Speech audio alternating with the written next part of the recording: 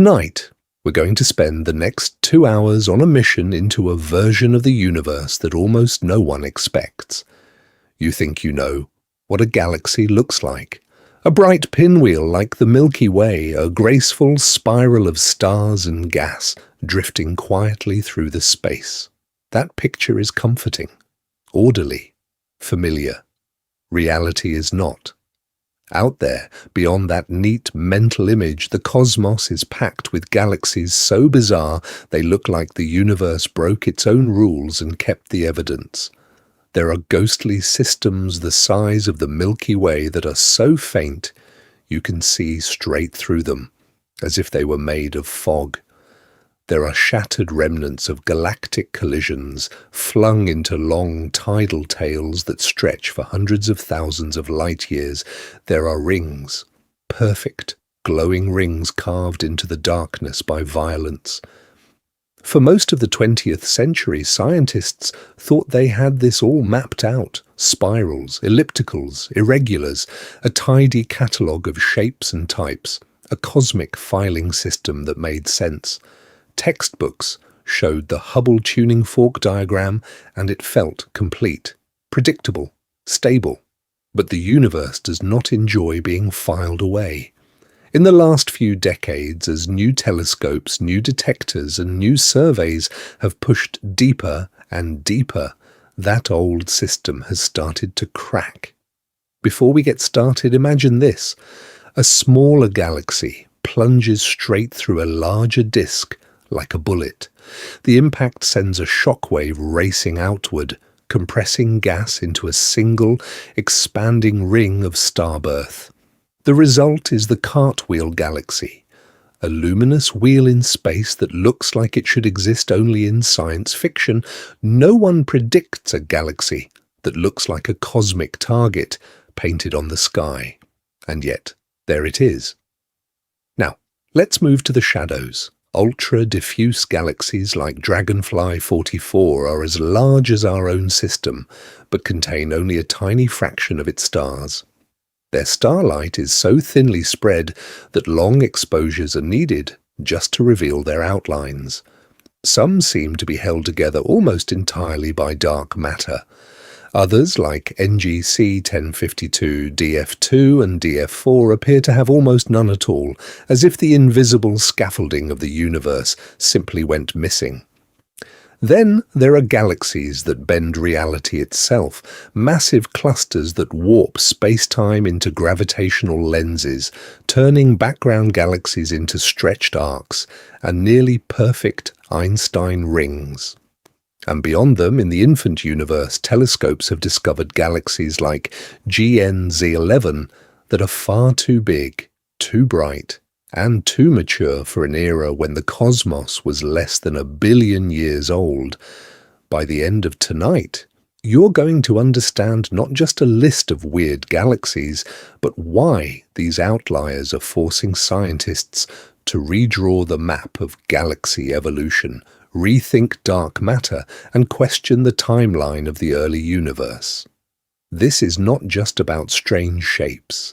It is about what those shapes reveal about our place in a system of galaxies that is far wilder than it first appears. Now, let's begin. To understand what makes a galaxy truly bizarre, you first need to know what counts as normal. For most of the 20th century, that normal was sketched in a single, elegant diagram, the Hubble tuning fork. One handle, 2 prongs. On one side, smooth, featureless ellipses. On the other, spirals with graceful arms. And off to the side, a catch-all box, irregulars. The original plan is simple. Classify galaxies as spirals, ellipticals, or irregulars, then refine the details. For decades, that worked. Spiral galaxies like the Milky Way and Andromeda, with flat, rotating disks and glowing arms. Ellipticals, from nearly round to stretched cigars of stars, with little cold gas. Irregulars, messy systems that refuse to form a clean pattern. No one predicts that this tidy tuning fork will one day feel more like a rough draft than a final map. Under that scheme, a typical galaxy looks surprisingly familiar, a rotating population of billions or trillions of stars, clouds of gas and ribbons of dust weaving through the disk, all of it embedded in a massive, invisible dark matter halo that outweighs the visible stars by a factor of 5 or more. At the center, a supermassive black hole, millions to billions of solar masses, quietly regulating the flow of energy and material. In systems like the Milky Way, these ingredients sit in a kind of rough balance. The gas reservoir feeds new stars, stellar winds and supernovae heat and stir the interstellar medium. The dark matter halo shapes the rotation curve, and the central black hole flickers on and off without tearing the galaxy apart. By the end of tonight, you're going to understand how far some galaxies drift from that picture. Then the telescopes changed. Ground-based giants with adaptive optics sharpened the view. The Hubble Space Telescope pushed the observable universe far beyond what earlier missions could reach. Now, instruments like JWST and deep specialized surveys are doing something no one expects.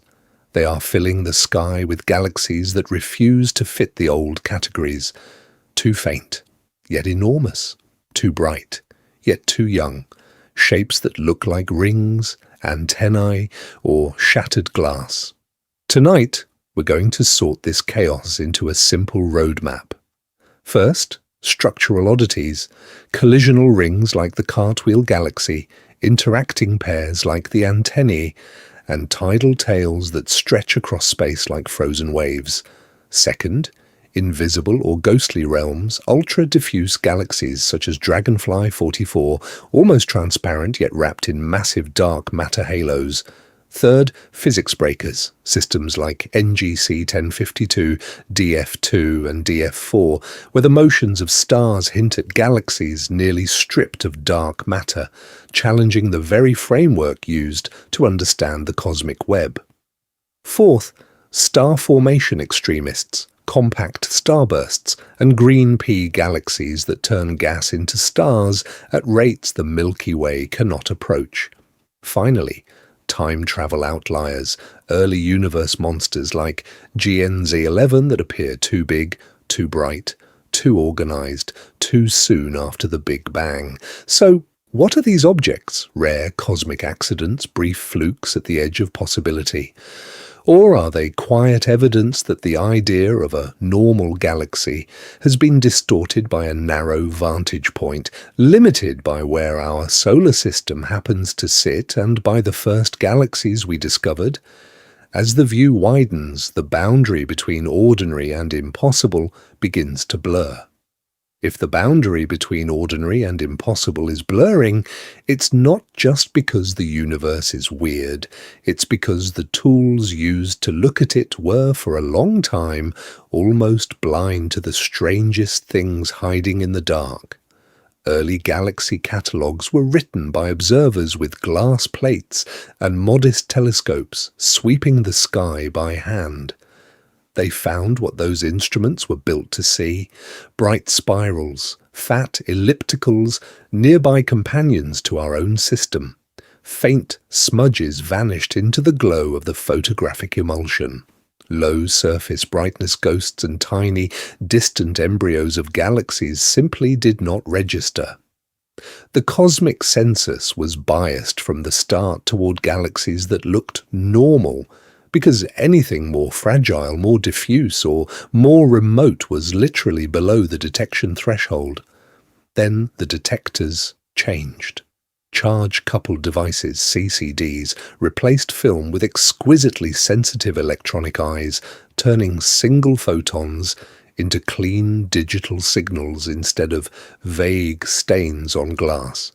Suddenly, the same telescopes could reach galaxies many times fainter, and surveys that once captured thousands of objects began returning millions, Add adaptive optics, warping mirrors in real time to cancel the twinkling of Earth's atmosphere, and ground-based observatories started approaching space telescope sharpness.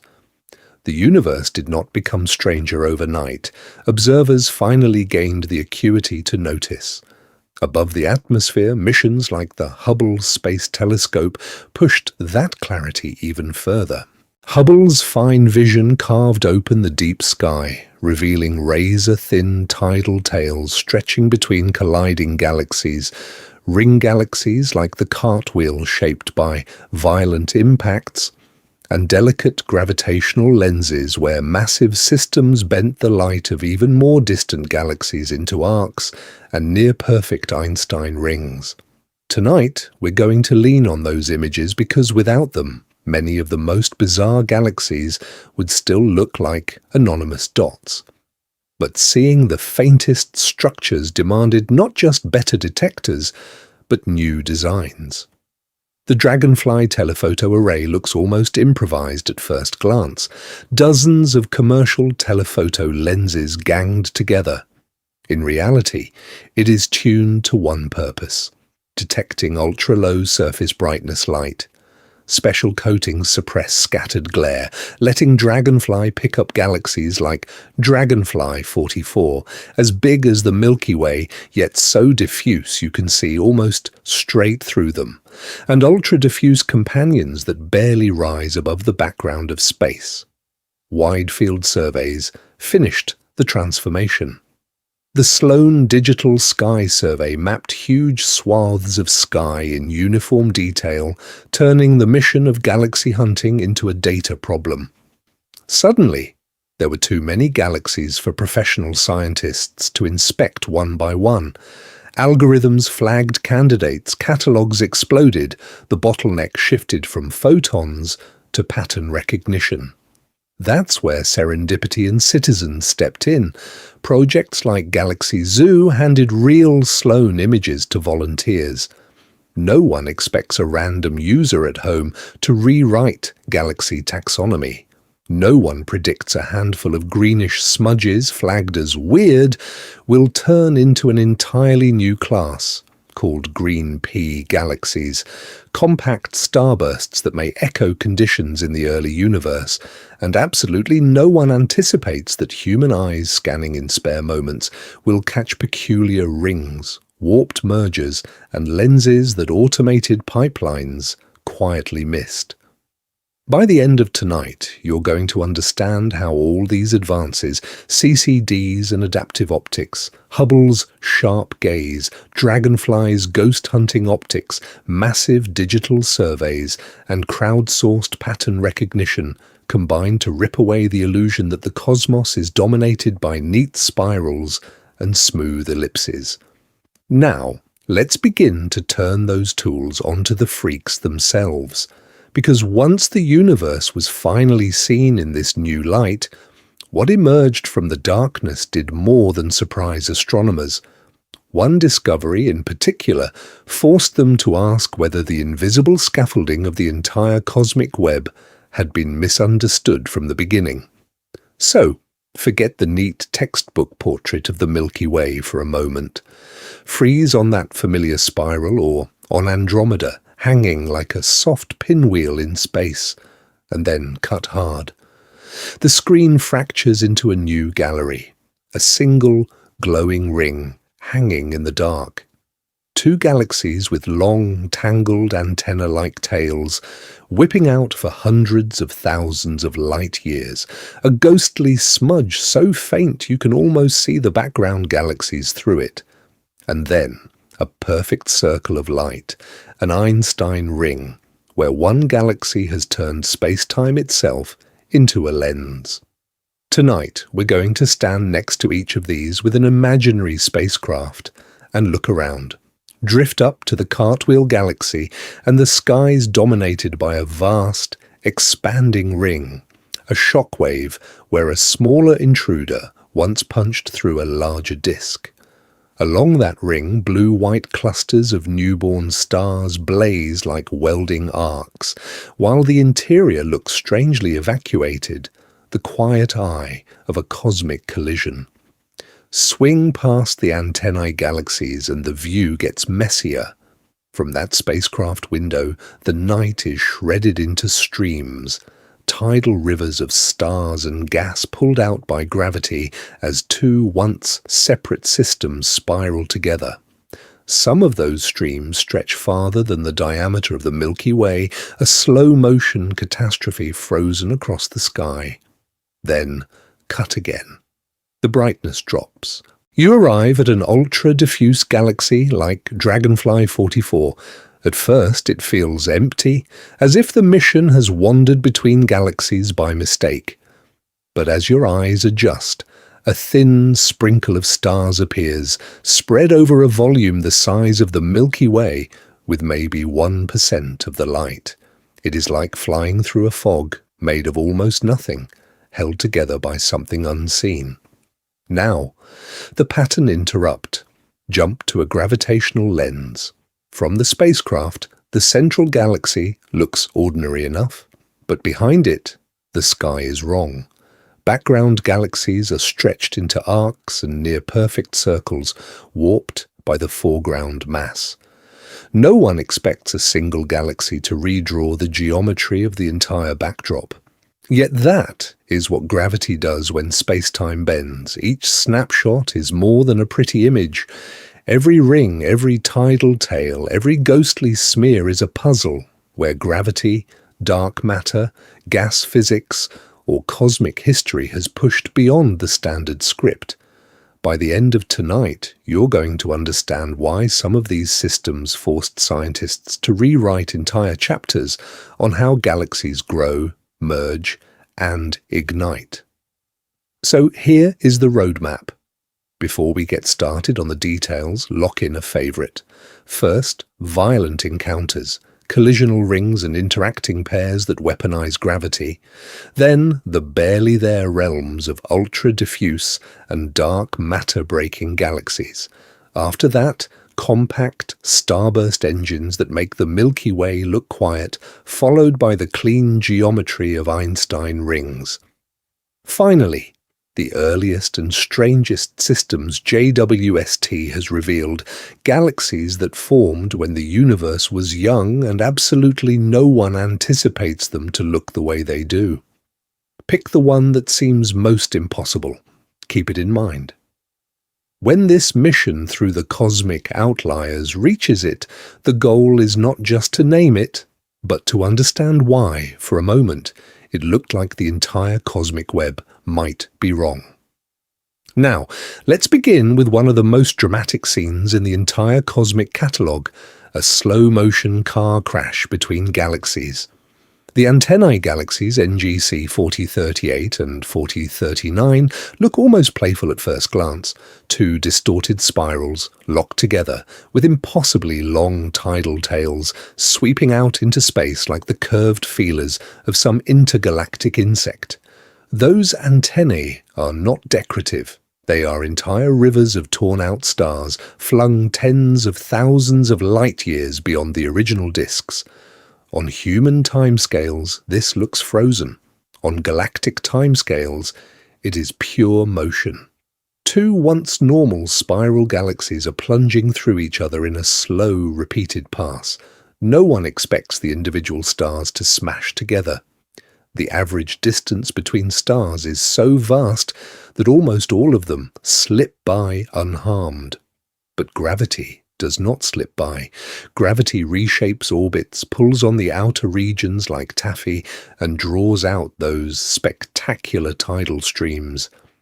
As the encounter deepens, gas clouds feel the collision far more than the stars do.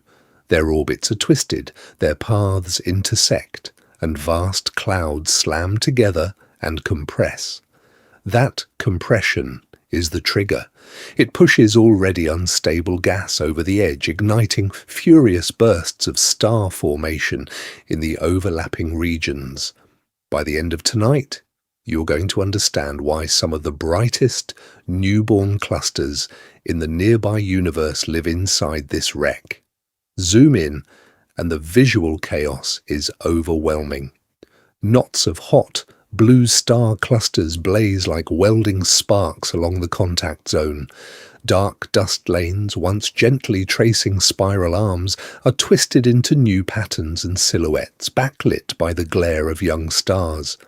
Faint, ghostly streams of stars arc far from the main bodies, forming bridges, loops, and shells that can, over time, fragment into dwarf galaxies or rain back in as the system relaxes.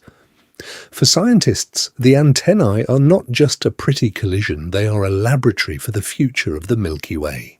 Our own galaxy is on a collision course with the Andromeda Galaxy, closing in at about 110 kilometers per second. That sounds fast, but the true impact is still billions of years away.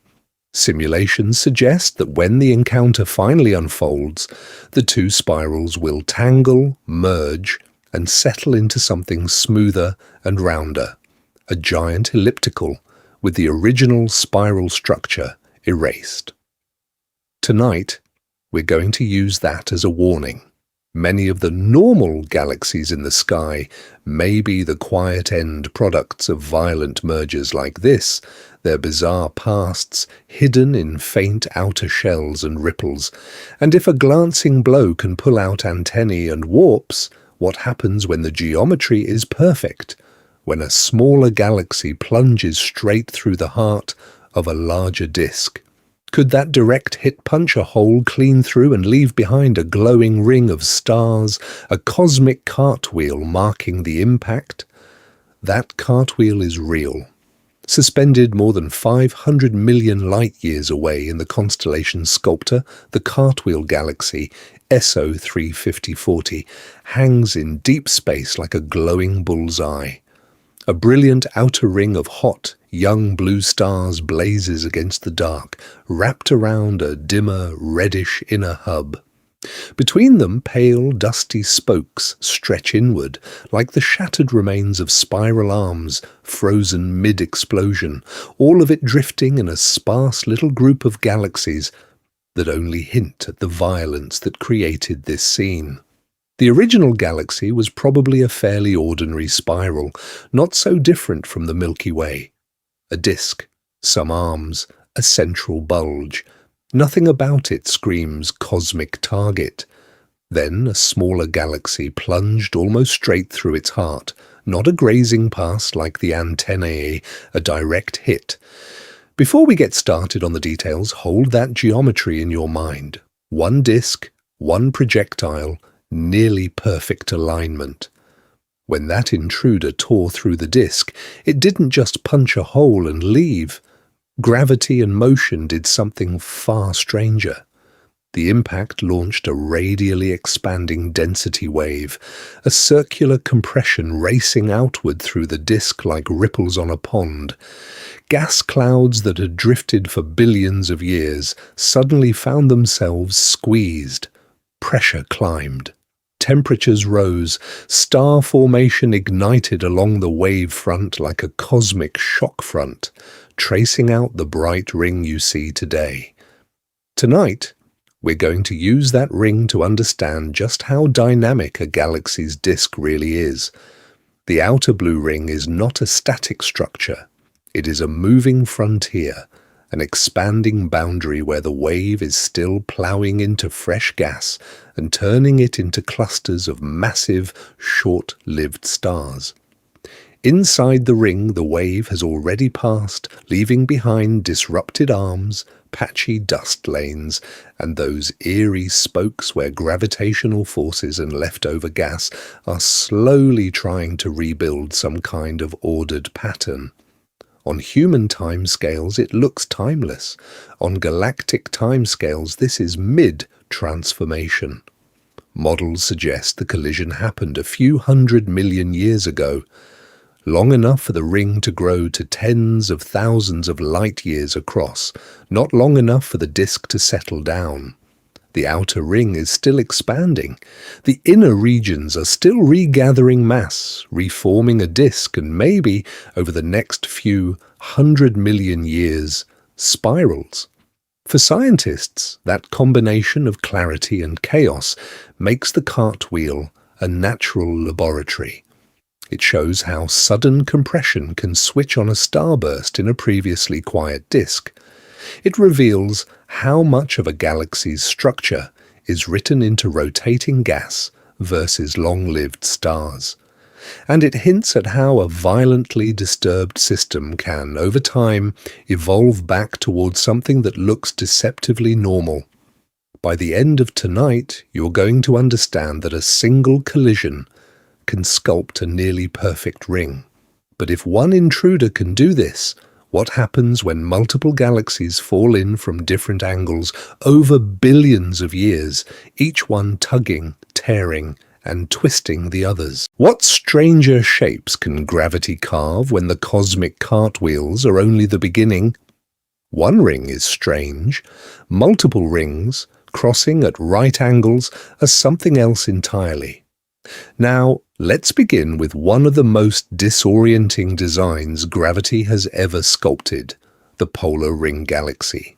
Picture a fairly normal central galaxy, a bright, spinning disk of stars. Then imagine a second structure, a vast ring of gas and stars, orbiting not in the same plane, but almost perfectly perpendicular. From some angles in space, the whole system looks like a luminous three-dimensional cross. No one expects a galaxy to wear its own halo as a sideways crown. Yet that is what these systems do. The main disk keeps rotating in one plane, while the polar ring orbits around the poles, like a tilted racetrack wrapped around the galaxy's waist. The result is a geometry that defies the flat textbook diagram of a spiral and forces scientists to ask how such a configuration could ever form in the first place. The leading idea is violent but precise. A passing galaxy swings by and the encounter strips gas out along a different orbital path. A minor merger drops in a small companion from a skewed angle, or cold gas flows in along a misaligned filament of the cosmic web, feeding the system from above or below, rather than along the original disk. Over millions of years, that captured material settles into stable orbits, but those orbits remember the angle of arrival, locking the ring into a plane tilted nearly 90 degrees from the original. One of the most famous examples is NGC 4650A, a polar ring galaxy about 130 million light-years away. Its central body is a compact, flattened galaxy. Wrapped around it is a sprawling polar ring rich in gas and young stars. When scientists map the motions of both components, they are not just watching a visual oddity, they are probing the invisible. The way stars orbit in the disk and in the ring at right angles allows researchers to infer the three-dimensional shape of the dark matter halo, revealing that the hidden mass is not a simple sphere, but stretched and sculpted by past interactions. But the weirdness is not limited to clear-cut rings. Even ordinary-looking disks can be quietly twisted. The Milky Way's own disk is slightly warped, its outer regions bending up on one side and down on the other, like a vinyl record left in the sun. Interactions with satellite galaxies, tides from the Large Magellanic Cloud, or clumps of dark matter sliding past can all torque the disk, turning a flat plane into a warped and flared sheet. By the end of tonight, you're going to understand that these warps are not cosmetic. They are written by gravity, by invisible halos, by encounters with companions our telescopes barely see. If the geometry of galaxies can be bent, twisted, and crossed into polar rings by unseen mass, what happens when the dark matter itself seems to break the rules? When whole systems are discovered that appear to have too much of it or almost none at all? So far, the strangest galaxies have worn their chaos on the outside.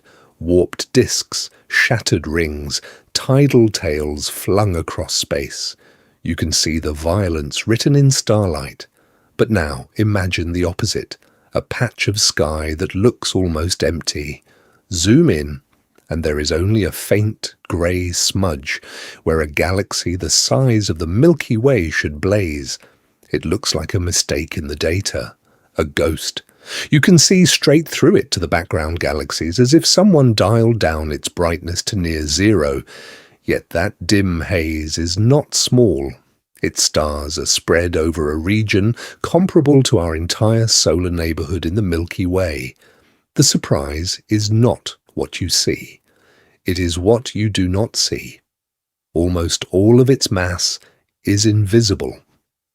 Tonight, we're going to step into the realm of ultra-diffuse, dark matter-dominated galaxies. Systems like Dragonfly 44, discovered with a custom telescope built not to chase bright spirals, but to hunt for the faintest glows in the night.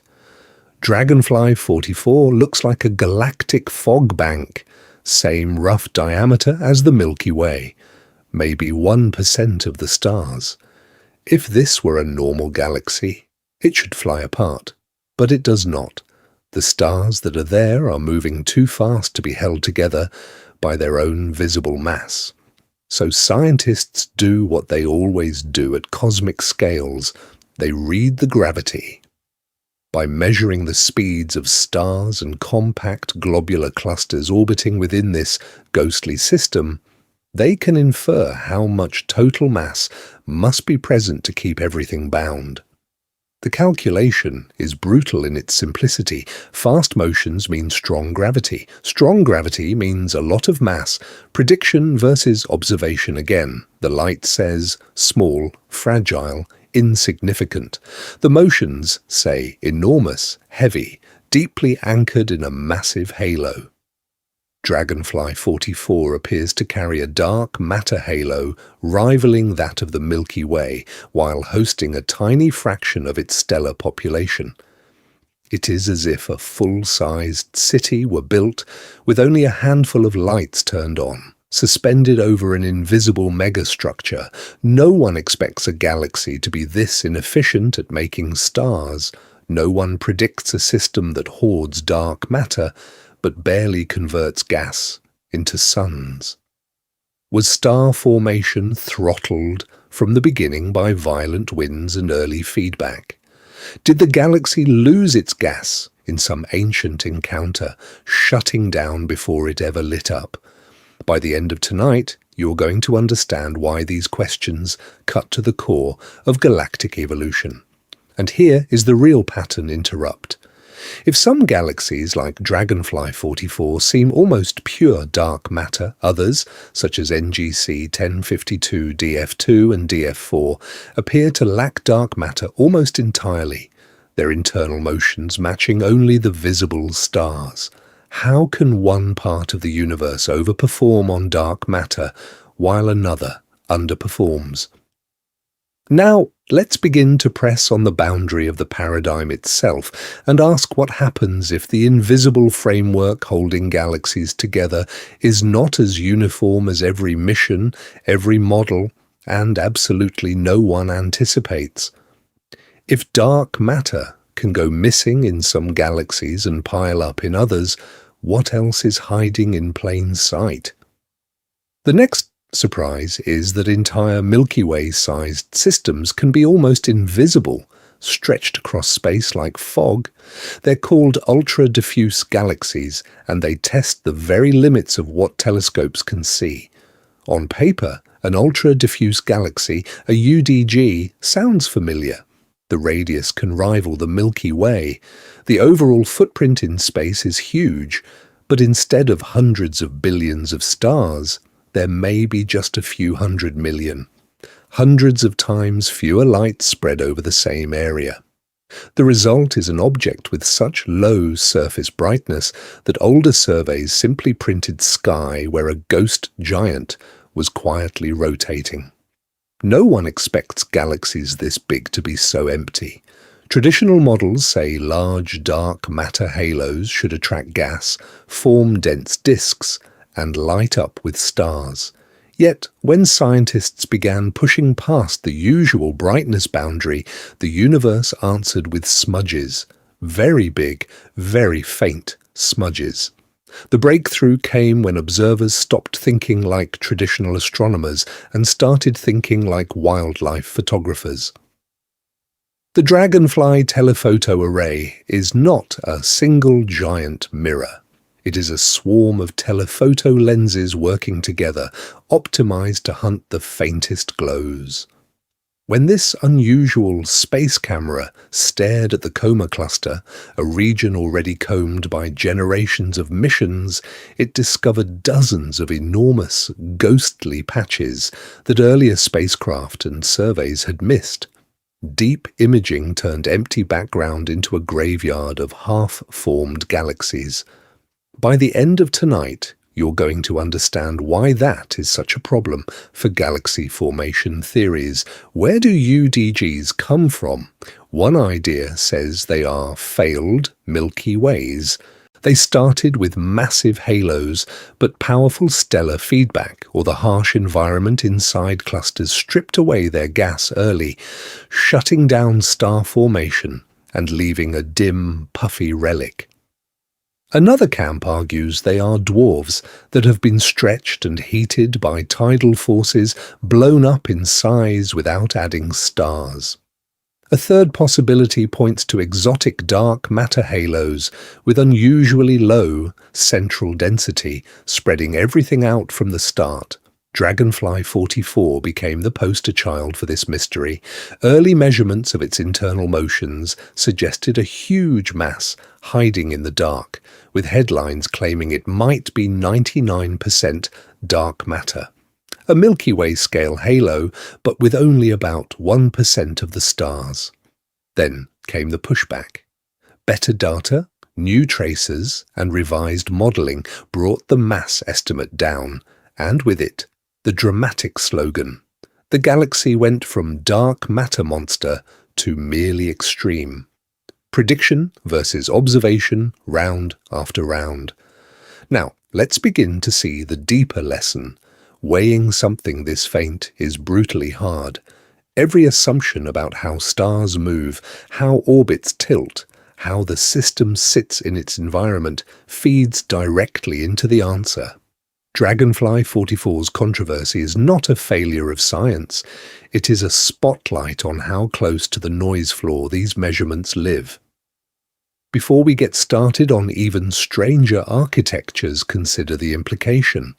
If entire Milky Way-sized galaxies can hide because their light is smeared too thin, how many more ghost giants are drifting beyond current detection? And if a significant population is missing from our maps, what does that do to the census of matter in the universe and to the invisible wind of gravity shaping everything else? Ghost giants hiding in plain sight are strange enough, but to understand just how wrong some galaxies go, there's an invisible player that has to enter the story. Before we get started on bizarre rings, shattered disks, and galaxies that bend light like lenses, you need to meet the thing that secretly shapes almost all of them: dark matter. Now, let's begin.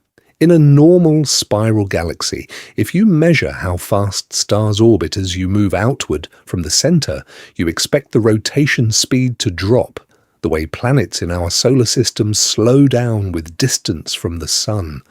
Instead, scientists found something shocking. The curves stay flat. Stars far out in the disk whip around just as fast as stars near the core. There has to be extra mass providing more gravity, but it doesn't shine. The same pattern appears on larger scales. In galaxy clusters, individual galaxies move so fast they should escape unless some unseen mass is holding the whole system together. And when those clusters sit in front of more distant galaxies, their gravity warps and magnifies background light into arcs and Einstein rings. Gravitational lensing reveals a heavy, invisible scaffolding. There is more stuff than all the stars, gas, and dust combined. In standard cosmology, that invisible component is dark matter, and it dominates. Galaxies form inside huge halos of it. The halo is the gravitational well. It pulls in normal gas from the surrounding space, compresses it, and lets it cool and fragment into stars. No dark matter halo, no galaxy. By the end of tonight, you're going to understand why that simple idea is so central and why the galaxies that break it are so disturbing. But dark matter is not just extra weight bolted on around the edges. Its distribution, how clumpy or smooth it is, sets the size of the halo, the density of the central regions, and how often halos slam together and merge. Those histories decide which systems grow into grand spirals, which puff up into giant ellipticals, and which barely manage to light a few million stars as fragile dwarfs drifting beyond the bright cities of the cosmos. Here's the twist. No one knows what dark matter is made of. It does not emit light, reflect it, or absorb it. Yet, its gravity can be modelled with exquisite precision. Supercomputer simulations start with dark matter halos in the early universe, let them merge and accrete, and then pour in gas. Out come galaxies whose masses, sizes, and rotation speeds follow tight relationships between halo mass and visible light. No one expects those relationships to fail dramatically. No one predicts a Milky Way-sized halo with almost no stars, or a faint smudge of stars with almost no halo. When such galaxies are discovered, they do more than look odd. They threaten to crack the invisible framework that every modern galaxy formation mission relies on, and they force a hard question. Is the universe breaking the rules, or have the rules never been what scientists thought? Tonight, we're going to follow that question straight into the strangest galactic outliers ever seen.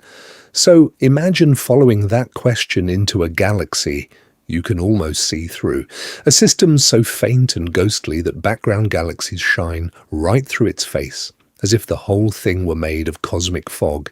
That is NGC 1052 DF2, and it does not play by the rules. NGC 1052 DF2 and its sibling DF4 live in the same neighbourhood, the NGC 1052 group, anchored by a massive elliptical galaxy not far, in cosmic terms, from our own solar system. They are what astronomers call ultra-diffuse galaxies, stretched out to near Milky Way size but with only a tiny fraction of the stars. Designed expectations say a galaxy that big should sit inside a heavy dark matter halo. The reality, when scientists looked closely, was far stranger. The key was motion. If you cannot see dark matter directly, you let gravity reveal it. Astronomers used the Dragonfly telephoto array and follow-up observations to track compact globular clusters orbiting inside DF2 and DF4. These star clusters act like bright test particles racing through the galaxy's gravitational field. Measure their velocities and you can weigh the entire system. By the end of tonight, you're going to understand why those measurements sent a shock through the community. The internal speeds of the globular clusters were surprisingly low. In DF2, the spread in velocities was so small that when researchers converted it into a total mass, the answer came out very close to the mass of the visible stars alone. There was almost no room left for a massive, invisible halo. DF4 appeared to tell the same story. In the standard picture, that should not happen. Every galaxy of this size is supposed to be wrapped in dark matter, many times more massive than its stars. The invisible backbone holding the whole system together against the pull of neighbours and the pressure of the intergalactic medium. No one expects a Milky Way-scale disk of stars to be flying around space with no dark safety net.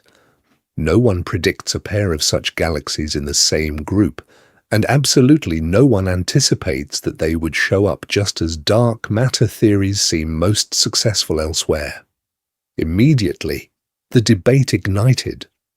Were DF2 and DF4 really at the distance of the NGC 1052 group or slightly closer, which would shrink their size and mass and soften the anomaly? Were astronomers relying on too few globular clusters, letting small number statistics exaggerate the result? Or had tidal forces from the huge NGC 1052 galaxy torn these fragile systems apart, stripping away dark matter and stirring their internal motions beyond simple models? Before we get started on declaring dark matter broken, there is a deeper tension. If some galaxies can lose most of their dark matter, or even form with very little, what does that mean for the idea that dark matter is the universal framework of galaxy formation? Does it prove dark matter is real and flexible, or hint that gravity itself behaves differently on these scales? Now, let's begin to look at galaxies where the dark component seems to dominate everything instead, and see which picture survives. So far, every galaxy has been compared, quietly, to a hidden standard, the Milky Way. As if this one spiral with its calm disk and moderate star formation is the default setting of the universe. But what if that assumption is wrong? What if the normal galaxy in your head is the weird one? Before we get started on the next set of extremes, pause on the vantage point.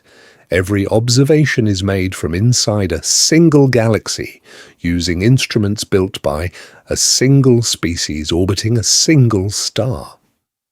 No one expects that perspective to be neutral. It is like trying to understand all oceans while living your entire life in one quiet bay. The waves, storms, and deep trenches elsewhere can feel exotic when they might actually be the rule. When large surveys with Hubble, Subaru, and the Sloan Digital Sky Survey mapped hundreds of thousands of galaxies, a pattern emerged. There is no single standard track.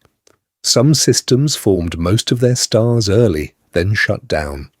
Others, like green pea galaxies, are tiny but blazing, turning gas into stars at rates the Milky Way cannot match.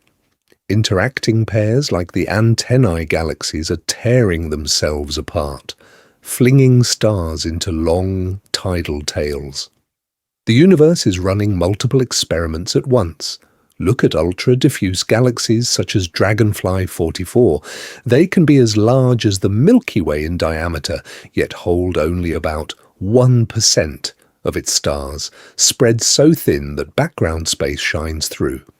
Contrast that with compact starbursts where gas collapses so violently that new stars ignite in dense clusters and supernovae drive powerful winds. The boundary between ghost and overachiever is not a hard category. It looks more like different phases in a long, chaotic life cycle. By the end of tonight, you're going to understand that many of these extremes might not be rare exceptions. Ultra-diffuse galaxies, dark matter oddities, intense starbursts. Under the right conditions, a large fraction of galaxies could pass through these states. A quiet spiral could be a temporary compromise between past collisions and future mergers, rather than the cosmic default. Here is the pattern interrupt. Imagine trying to understand human life while only looking at adult faces in a city square. No infants, no children, no elders. You would think that one narrow age band is normal and everything else is an anomaly. In the same way, focusing on bright nearby spirals may be giving a filtered view of galactic evolution, hiding the violent infancy and the dim, drifting old age that many systems experience. Tonight, we're going to push that inversion even further, because some of the strangest galaxies do not just look odd, they act like cosmic funhouse mirrors. Their mass bends space-time so strongly that they magnify and distort the light of galaxies far behind them. Up next are the gravitational lenses and near-perfect Einstein rings. where space itself becomes the telescope, and the universe uses its own weight to reveal what lies beyond. To understand those cosmic funhouse mirrors, you have to accept something deeply unintuitive. In space, mass does not just sit there. It bends the stage itself. What looks like empty blackness is a flexible fabric, and galaxies are heavy hands pressing into it. Light has no choice. It follows the curves. This is gravitational lensing. A massive galaxy or cluster warps space-time around it, and light from a more distant galaxy, far beyond, is forced to bend around that warped region the same way a glass lens bends a beam in a telescope. From Earth, the background galaxy no longer looks like a simple distant smudge. It can be stretched, magnified, even split into multiple images that seem to orbit the foreground system. In its gentlest form, this is called weak lensing. The distortions are subtle, tiny shears in the shapes of thousands of background galaxies. No one expects a single dramatic ring here. Instead, scientists stack the statistics, measuring how galaxy images are very slightly squashed in one direction. From that pattern, they reconstruct invisible mass on enormous scales, mapping how dark matter threads through the cosmic web. Strong lensing is where the visuals turn surreal. When the alignment is tighter and the lens more massive, the background galaxy can be pulled into long arcs, mirrored into twin copies, or wrapped into nearly complete circles of light. These are the scenes that look like broken halos and glowing hoops around otherwise normal-looking galaxies, as if someone has drawn neon shapes onto the sky. Here is the strange part. The lensing galaxy itself can appear almost ordinary, a smooth elliptical, a compact spiral, something that would not raise an eyebrow in a catalogue. The bizarre appearance comes from the combined system. Foreground lens plus distorted background source create an illusion that seems to violate every expectation of how a galaxy should look. A single galaxy suddenly has four identical companions. A quiet elliptical sits at the center of a perfect blue ring. By the end of tonight, you're going to understand why these illusions are more than visual tricks. Gravitational lensing acts as a natural telescope, boosting the brightness of galaxies that formed when the universe was less than 1 billion years old. It lets scientists probe far beyond the reach of current spacecraft and mirror technology, revealing tiny, star-forming clumps and chaotic structures that would otherwise be invisible. Lensing also exposes where the mass really is. The solar system is dominated by the sun's light and mass in the same place. But on galactic scales, the light and the mass do not always line up. By tracing how background galaxies are bent, researchers can draw maps of dark matter in clusters, finding huge concentrations of mass where there is almost no visible glow. Tonight, we're going to treat these systems as more than pretty gravitational tricks. They are precision tools for weighing the universe, testing Einstein's theory, and watching how structure grew under the relentless pull of gravity. Now, let's begin. Under just the right alignment, when a distant galaxy, a massive lens, and Earth fall nearly on a straight line, the bending becomes symmetric. The arcs close into a nearly perfect circle.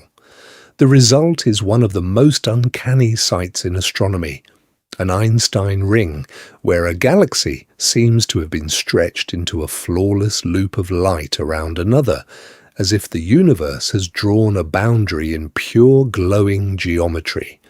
That circle is not just decoration, it is geometry written in warped space-time, and it only appears when the alignment is almost impossibly precise. An Einstein ring is what happens when a distant background galaxy, a massive foreground lens galaxy, and Earth all fall nearly on a straight line. The background light tries to travel in a straight path through space. The lens galaxy, with its enormous mass and invisible dark matter halo, bends that path in every direction around it. From our vantage point, the single distant galaxy is multiplied, stretched, and wrapped into a nearly perfect loop. Visually, it is disorienting. You see what looks like a normal central galaxy, often yellowish and calm. Around it, like a neon halo, glows a thin ring or partial arcs of sharp blue light. Those arcs are not part of the foreground system at all. They are the distorted image of a much more distant galaxy, magnified and smeared into a circle by gravity itself. The contrast is stunning. An apparently ordinary lens at the center, surrounded by an impossible boundary of light that no one expects a galaxy to draw. The physics behind that beauty is pure general relativity. Mass tells space-time how to curve. Curved space-time tells light how to travel. The lens galaxy, including the dark matter that cannot be seen but dominates its gravity, creates a smooth gravitational field. That field offers multiple viable routes for the background light to reach Earth. Under a nearly symmetric alignment, those paths form a ring at a specific distance from the center, the Einstein radius.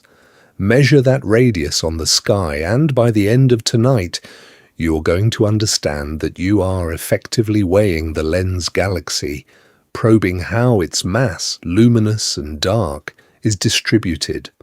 Some of the most iconic examples look like cosmic logos stamped onto the darkness. The cosmic horseshoe in Leo is a nearly complete blue arc wrapped around a massive red galaxy, a mission patch for warped spacetime. Systems like SDSS, JO100 and Plazunto 802 and others show multiple bright knots along their rings, where regions of the background galaxy are magnified into separate images. Scientists build detailed models of these lenses, tweaking the mass distribution until the predicted ring matches the observed one. The result is a gravitational CT scan of the lens galaxy, revealing the clumpy, extended dark matter halo with remarkable precision. But Einstein rings are not just pretty confirmations of Einstein's equations, they are natural telescopes. The same gravity that bends the light also focuses it, boosting the brightness and apparent size of galaxies that lie far beyond the lens, often from when the universe was less than 1 billion years old. No one predicts that a single foreground system could let us inspect the internal structure of such faint, distant galaxies in detail. Yet that is exactly what happens. Tonight, we're going to use these warped circles to step into that early era. On the far side of some Einstein rings, astronomers have discovered high redshift galaxies that look nothing like the well-behaved spirals and ellipticals nearby. The rings mark the boundary between the familiar universe and a stranger, younger one, where galaxies are compact, turbulent, and forming stars at extreme rates. Now, let's begin to look at what those lensed, primordial systems reveal and why they challenge every simple story about how galaxies grow. Those primordial systems are strange enough on their own, but now imagine using entire cities of galaxies as telescopes to magnify them. Tonight, we're going to let gravity itself build the lenses. Galaxy clusters are the heavyweights of the cosmos, thousands of galaxies, oceans of hot gas, and vast halos of dark matter all bound together in one titanic system. When light from more distant galaxies tries to pass by, the cluster's gravity doesn't just bend it a little. It can twist, stretch, and fold space into a visual maze. In a single deep image, scientists can see dozens of arcs and repeated smears of blue light wrapped around a cluster core. Those thin, electric blue streaks are background galaxies shredded into curves by gravitational lensing. Sometimes the same galaxy appears 3, 5, even 10 times, mirrored on opposite sides of the cluster, like reflections in a funhouse. No one expects a single pointing of a telescope to reveal an entire hall of mirrors. In the most extreme cases, the geometry lines up almost perfectly. The foreground cluster warps space so cleanly that the background galaxy is bent into a near-complete circle, an Einstein ring. And because clusters are messy, not smooth, you can even get multiple rings at different radii, nested loops of light tracing invisible contours of mass. It looks decorative. It is anything but. Every arc, every kink, every slight offset in those mirrored images encodes information about the cluster's hidden interior. By the end of tonight, you're going to understand why those distortions are a gift. Astronomers invert the lens, using detailed models to reconstruct where the background galaxies really are and how their light has been deflected. To make the math work, they must map out how mass is distributed through the cluster, not just the bright galaxies but the dark matter dominating the system. The result is a shadow map of the invisible. Clumpy regions where dark matter piles up, smooth regions where it thins out, filaments and subhalos that test every model of how dark matter should clump on large scales. Prediction versus observation, written in arcs of blue. Some of the most powerful examples come from clusters like Hubble 1689 and the Hubble frontier fields. These were deliberate missions into deep space distortion, where telescopes stared for hundreds of hours at a single cluster, letting the cosmic lens pull in light from far beyond. No one predicts just how far. Behind those clusters, lensing has revealed galaxies so distant that their light began its journey when the universe was less than 1 billion years old. And here the mystery sharpens. Among those magnified specks are galaxies that are too big, too bright, and forming stars too furiously for comfort. They sit beyond the expected boundary of our models, as if the cosmic clock ran faster in the beginning. Before we get started on the next set of bizarre galaxies, the question hangs in that warped space. What, exactly, raced ahead of schedule in the early universe? They sit beyond the expected boundary of our models, and the mystery sharpens.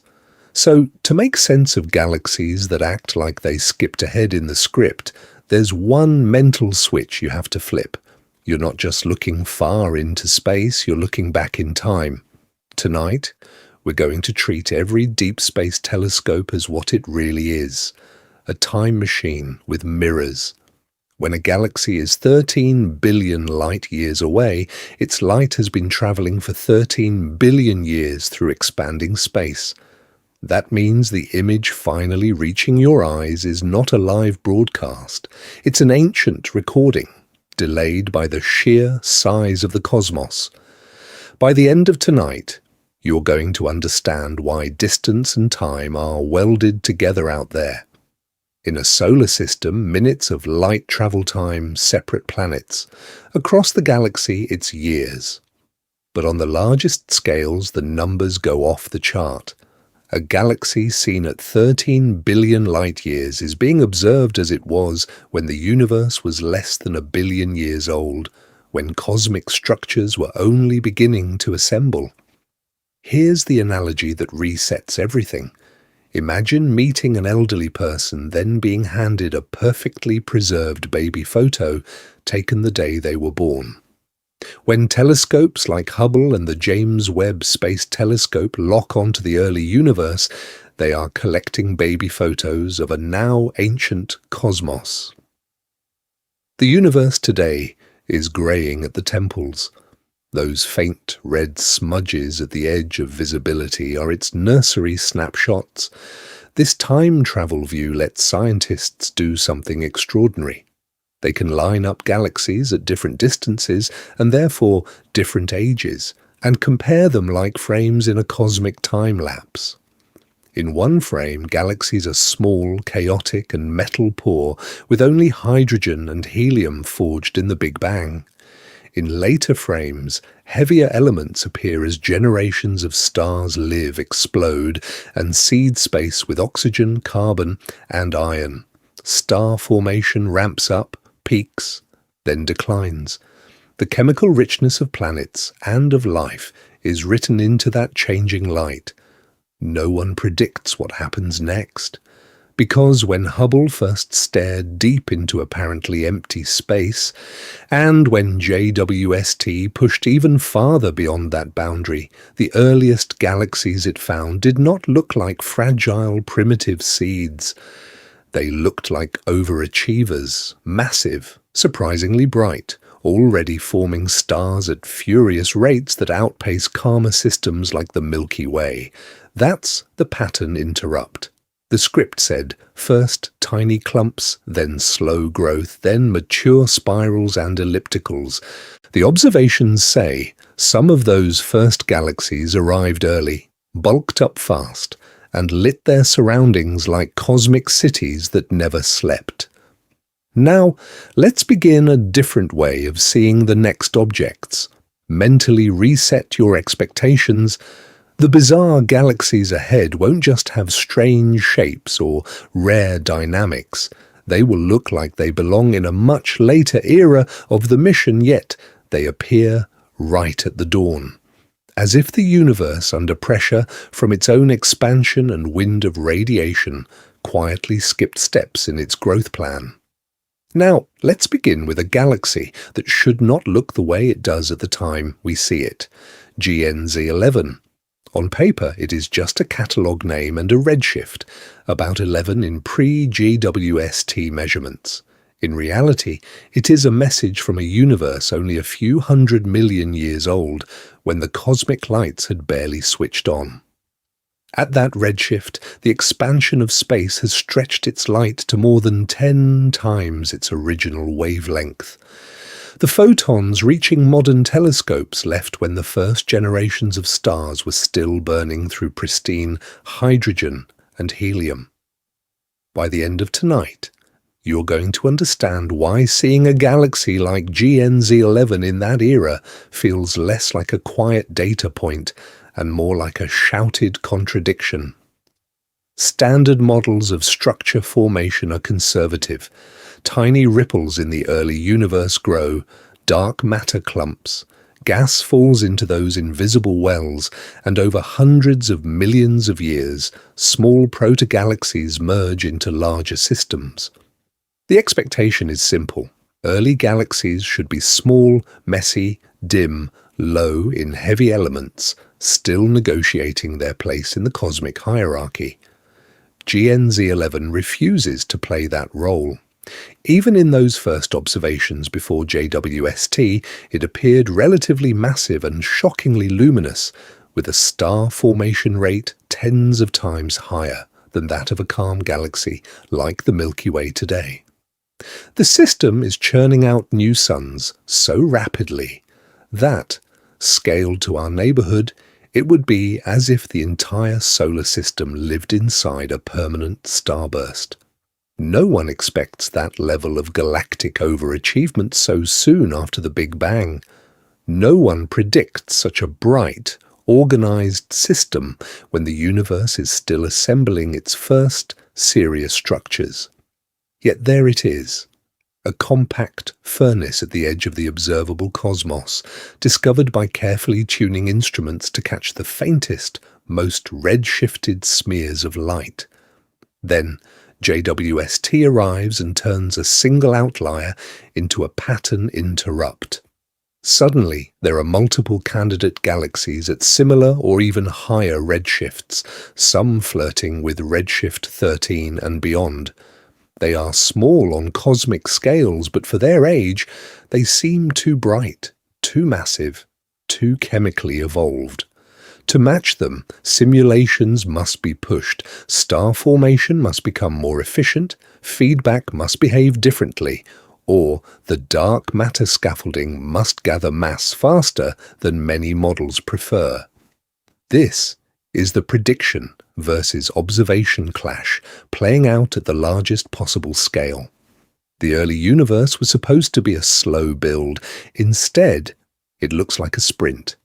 If galaxies like GN-Z11 were already forming stars at such furious rates, what does that say about the true timeline of cosmic evolution?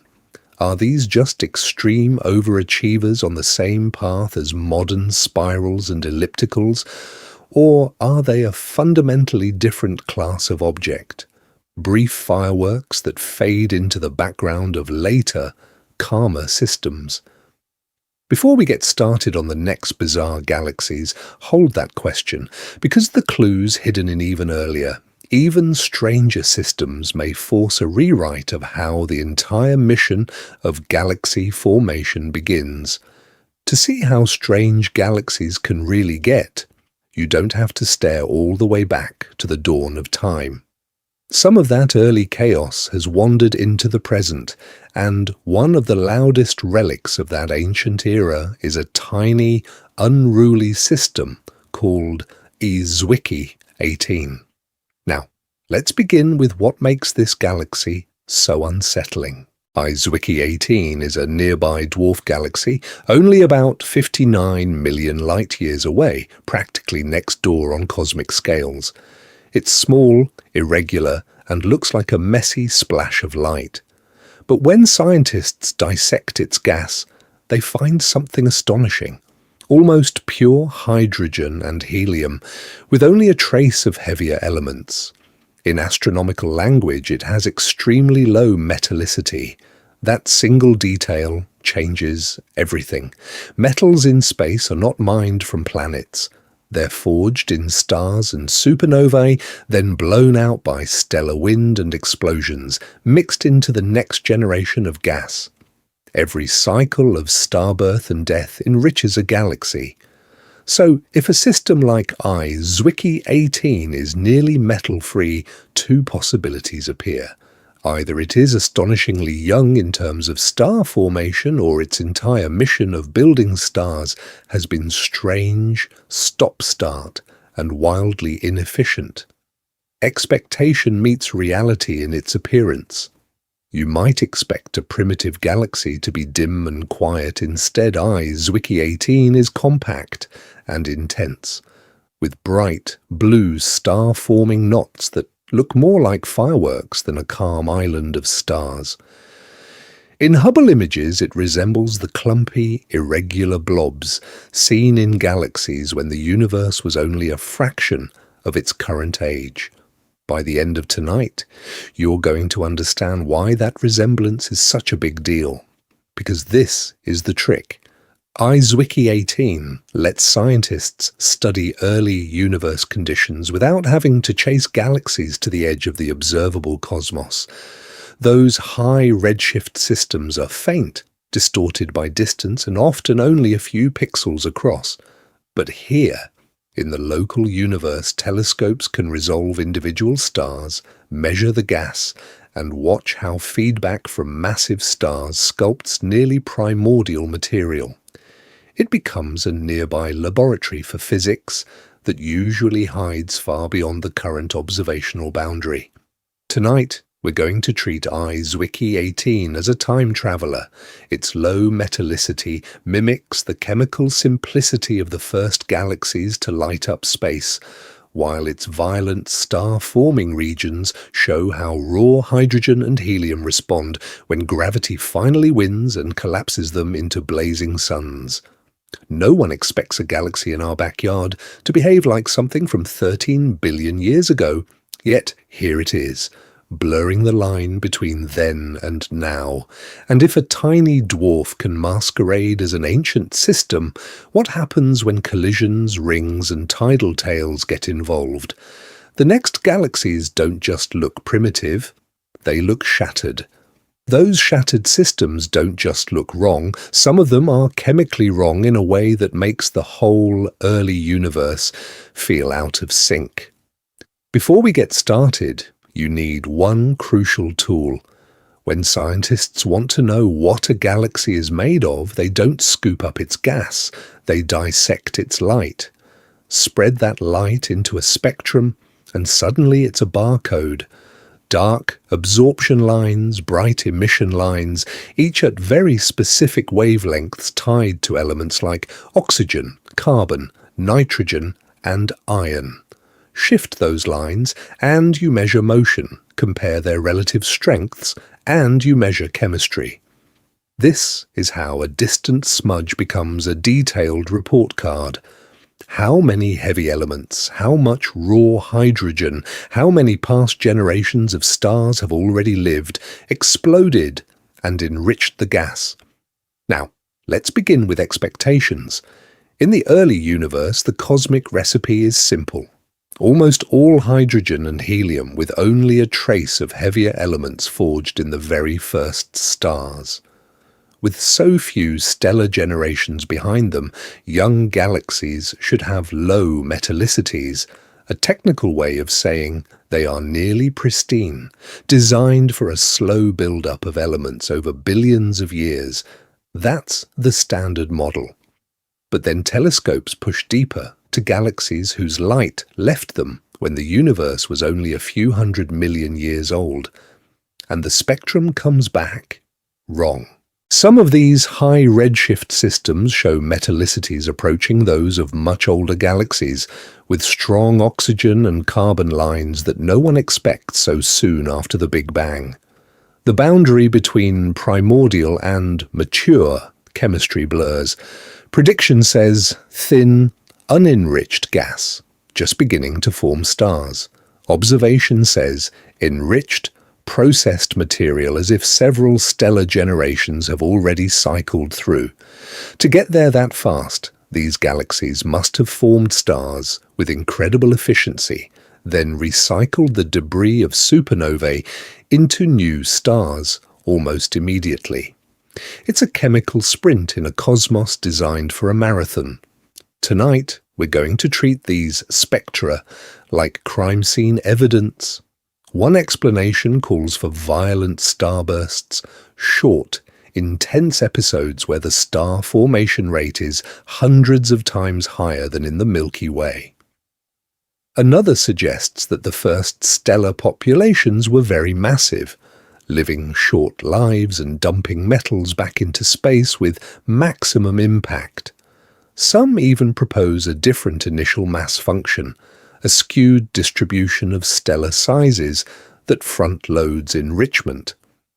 By the end of tonight, you're going to understand why these chemically advanced galaxies worry simulation teams.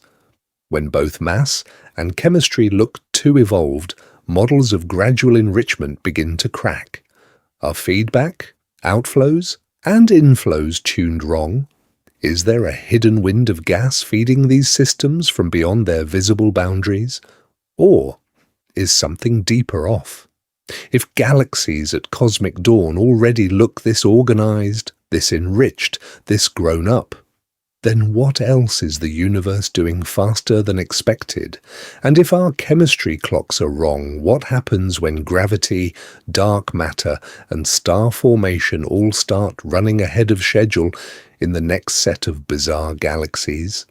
So if the early universe is already running ahead of schedule, maybe the next bizarre galaxy should look ancient, red, and exhausted. It doesn't. Pattern interrupt. In the middle of all those dignified red smears and bluish spirals, the images from the Sloan Digital Sky Survey suddenly show something else. Tiny, round, neon. A pixel-sized galaxy that glows green in a sea of red. On a screen full of distant systems, it looks almost like a glitch in the data, a cosmic traffic light that someone forgot to turn off. Now, let's begin with what you're actually seeing. In Sloan images, most galaxies show up as soft red or blue smudges because the survey combines light through different filters into a color composite. These little green peas, as they came to be called, are not literally lime-colored in human vision. Their strange hue comes from how the survey maps a powerful O3 emission line, oxygen atoms lit up by intense radiation, into the green channel of the image. The result is a visual shout, a compact galaxy whose oxygen lines are so strong that the software paints it electric green while everything around it stays politely red. Designed to catalogue millions of distant galaxies with automated pipelines, the mission just sweeps past them. No one expects a handful of pixels to rewrite pieces of galaxy evolution, but human eyes stop. Before we get started on the physics, remember how discovery often works in space science. In the Galaxy Zoo project, citizen scientists sit at home, clicking through Sloan images, labeling spirals, ellipticals, and mergers. Then something odd appears. A viewer types, "These little green peas keep showing up." Others agree. A pattern emerges that absolutely no one anticipates from the original survey goals. By the end of tonight, you're going to understand why those casual clicks matter. Follow-up observations show that green pea galaxies are incredibly compact, only a fraction of the Milky Way's size, yet forming stars at a rate that puts our calm solar neighborhood to shame. Their gas is highly ionized, bathed in hard ultraviolet radiation from dense clusters of newborn stars, driving those O3 lines to extreme brightness. To scientists, that combination, small, low in heavy elements, intensely star-forming with high ionization parameters, rings a very specific bell. These may be the best local analogues of the galaxies that reionized the universe in its first billion years, when the first generations of stars blew apart the fog of neutral hydrogen and let light travel freely through space. Suddenly, a handful of green dots in a modern survey become time machines. They hint at how early galaxies pumped energy into the cosmic medium, how stellar winds and radiation carved out ionized bubbles that grew and overlapped. And if some galaxies can flip into that kind of overdrive today, what happens when entire systems go all in on star formation? From tiny green peas to full-scale starburst galaxies, the universe has modes where starbirth doesn't just proceed, it detonates. In those overdrive modes, galaxies stop behaving like orderly cities of stars and start acting like burning engines. Star formation doesn't just increase, it erupts. Tonight, we're going to drop into the neighborhoods where that eruption never really turns off. Astronomers call them starburst galaxies. In these systems, the rate of starbirth is not a gentle drizzle like in the Milky Way. It is a flood. Our galaxy forms a few solar masses of stars per year. A true starburst can crank that up by a factor of 10, 100, sometimes more, turning gas into newborn stars so fast that the entire supply could be exhausted in a cosmic blink of a few tens of millions of years. No one predicts this from the graceful spiral pictures in textbooks. The trigger is almost always violence. When galaxies merge, when they graze past each other, or when rivers of cold gas plunge in from intergalactic space, the collisions and compressions slam giant gas clouds together. Densities spike, shock waves race through the disk. Regions that once formed stars here and there ignite nearly all at once, converting whole swaths of a galaxy into continuous stellar nurseries. The Cigar Galaxy, M82, is a textbook example written in fire and wind. On the sky it looks narrow and distorted, a small system interacting with its larger neighbour, M81. Deep images reveal bright knots of young clusters packed into its core, where stars are forming dozens of times faster than in the Milky Way. From that overworked center, a bipolar superwind of hot gas blasts out perpendicular to the disk, a red, glowing plume stretching thousands of light years into space. Many of the most extreme starbursts hide behind their own smoke. Luminous and ultra-luminous infrared galaxies, lurgs and U-lurgs, are often late-stage mergers whose central regions are choked with dust. In visible light, they appear muted, even dim. But in infrared, they flare like beacons, re-radiating the energy from countless buried young stars that never see open space, their light absorbed and then re-emitted by warm grains. By the end of tonight, you're going to understand that these fireworks are not just for show. Massive stars live fast and die hard, and in a starburst they die in overlapping waves. Supernovae and stellar winds combine into galaxy-scale outflows that can blow gas completely out of the system, shutting down future star formation while seeding the surrounding medium with heavier elements, the metals that future planets and life will require. Before we get started on even stranger galaxies, there is a deeper connection, green pea galaxies, with their compact, furious star formation, and these dusty starburst engines may echo the conditions of the first galaxies that reionized the universe. No one expects such small, intense objects to hold clues to a major phase transition in cosmic history. Yet their radiation and winds may mirror the processes that once turned the early cosmos from neutral and dark into transparent space. And if some galaxies can pour out energy so violently that they reshape the gas between galaxies, what happens when gravity itself becomes the sculptor, bending light into rings and mirages? Those rings and mirages are gravity's handwriting on space. But some galaxies don't just bend light, they try to blow themselves apart. Tonight, we're going to watch entire systems exhale, not gently like the solar wind flowing past the planets, but as titanic, radioactive hurricanes that roar out of a galaxy's heart and keep going for tens, even hundreds of thousands of light years. Now, let's begin with what drives this. When a galaxy plunges into a brief, furious starburst, or when its central black hole feeds too fast, energy is dumped into the surrounding gas at a rate no one predicts from a calm spiral like the Milky Way. Supernovae go off in overlapping waves, jets and radiation from the black hole carve channels.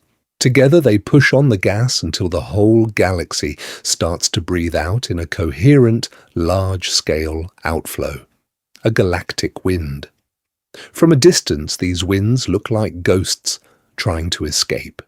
In X-rays, spacecraft like Chandra see hot, million-degree plumes rising above starburst disks, glowing arcs and cones that trace where shock-heated gas is punching into intergalactic space.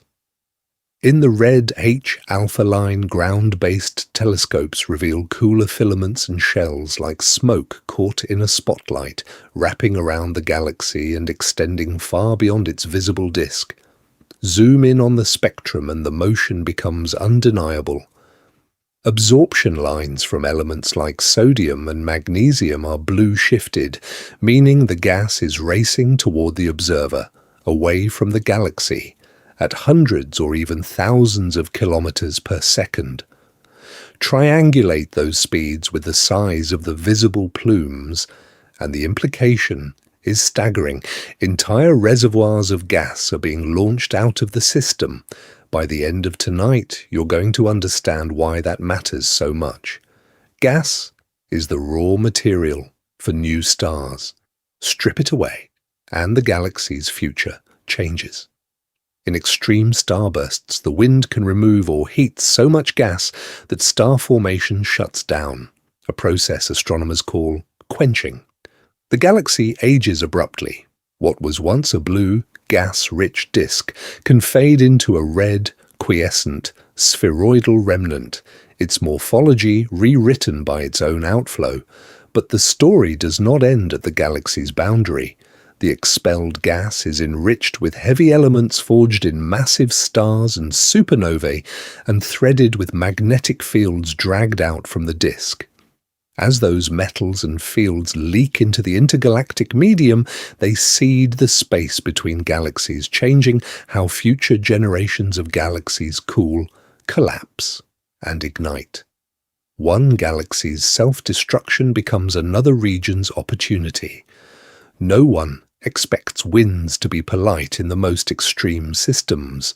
There, the outflows are so powerful that they may blow channels clear through dark matter halos, carve bipolar cavities, and leave behind galaxies that look nothing like the systems that launched them.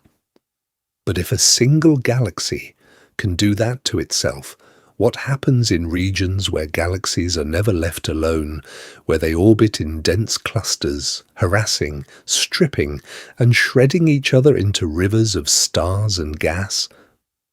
In dense galaxy clusters, the violence does not stay neatly inside a single disk. It spills outward. It writes itself across space as long, ghostly arcs of light. Now, let's begin. Imagine the camera pulling back from a normal-looking spiral galaxy, the kind that appears in every textbook. In a shallow exposure, you see a bright core, a few arms, a clean halo. But then the exposure time stretches. Minutes become hours. The background darkens, then fills with something no one expects on a casual glance. Faint, looping tidal streams wrapping around the galaxy like pale, stellar smoke. These are not decorative rings. They are scars.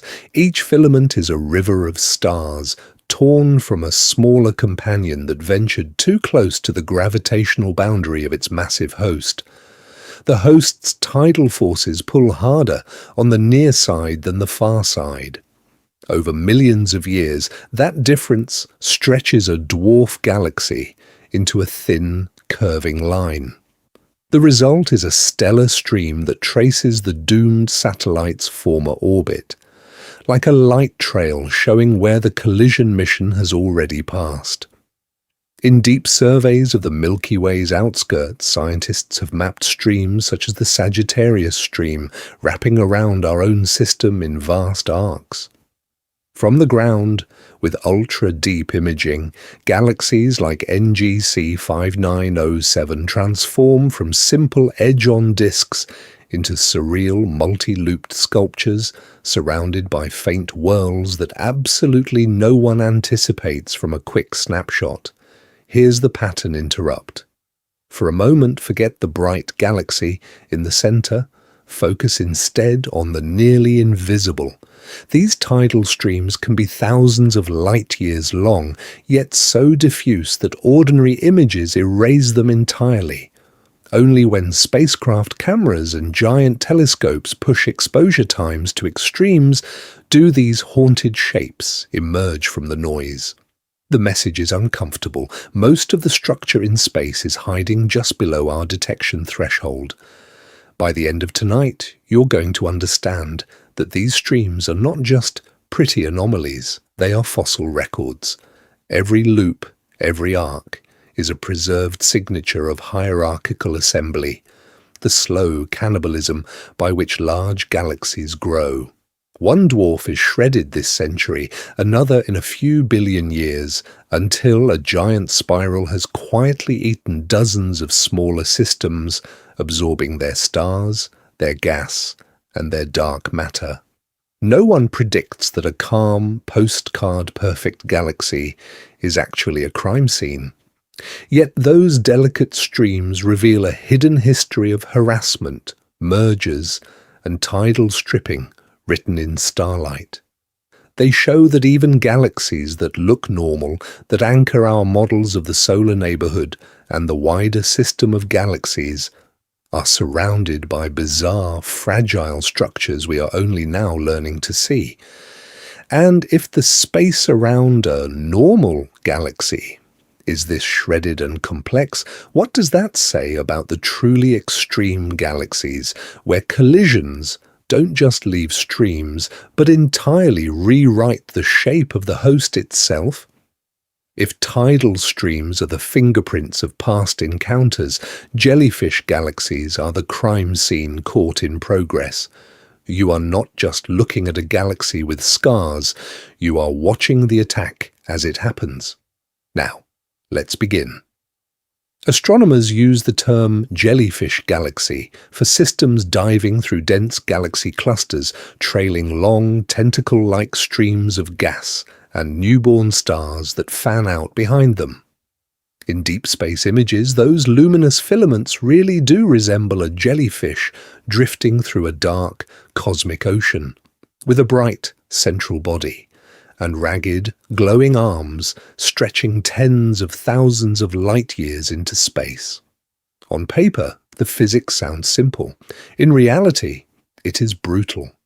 A galaxy plunging through a cluster is not moving through empty space. It is ramming into the hot, thin plasma that fills the cluster, called the intracluster medium. That medium is the accumulated exhaust of billions of stars and supernovae, heated to tens of millions of degrees and confined by the cluster's immense gravity. As the galaxy speeds along, that plasma slams into it like a headwind. This is ram pressure stripping. The faster the galaxy moves and the denser the medium, the stronger the pressure. At some point, the force of that headwind exceeds the galaxy's own gravity, holding on to its gas, especially in the fragile outer disk. The result is a kind of cosmic sandblasting. The galaxy's gas is peeled away, layer by layer, and swept into a trailing wake. Visually, the effect is spectacular. The main galaxy often looks lopsided and disturbed, with a star-forming disk that ends abruptly, as if someone took a cosmic knife and sliced it short. Beyond that truncated boundary, the stripped gas forms long tails, studded with bright knots where the compressed material collapses and ignites bursts of star formation. In some systems, those knots are massive enough to be the seeds of new star clusters or even tiny satellite galaxies born directly in the wake. No one expects such violent beauty from a process that, in equations, is just pressure and gravity. Yet jellyfish galaxies turn a textbook interaction into a vivid display of transformation. They show in real time how a blue spiral galaxy full of cold gas can be driven toward a gas-poor red system as its fuel for future stars is literally blown away into space. By the end of tonight, you're going to understand why scientists treat these galaxies as laboratories. Jellyfish systems let researchers measure how fast gas is lost, how quickly star formation shuts down, and how the cluster environment reshapes galaxies far beyond what quiet, isolated evolution would predict. In other words, they are snapshots of a brief, extreme phase in a galaxy's life cycle, a phase that absolutely no one anticipates just by looking at the calm spirals in the nearby universe. And if clusters can strip and sculpt galaxies this dramatically, what happens in the even more chaotic regions where gravity does not just pull gas into tails, but twists entire galaxies into rings and shattered collisional shells? When galaxies stop just being shredded and start being steered, the drama only gets stranger.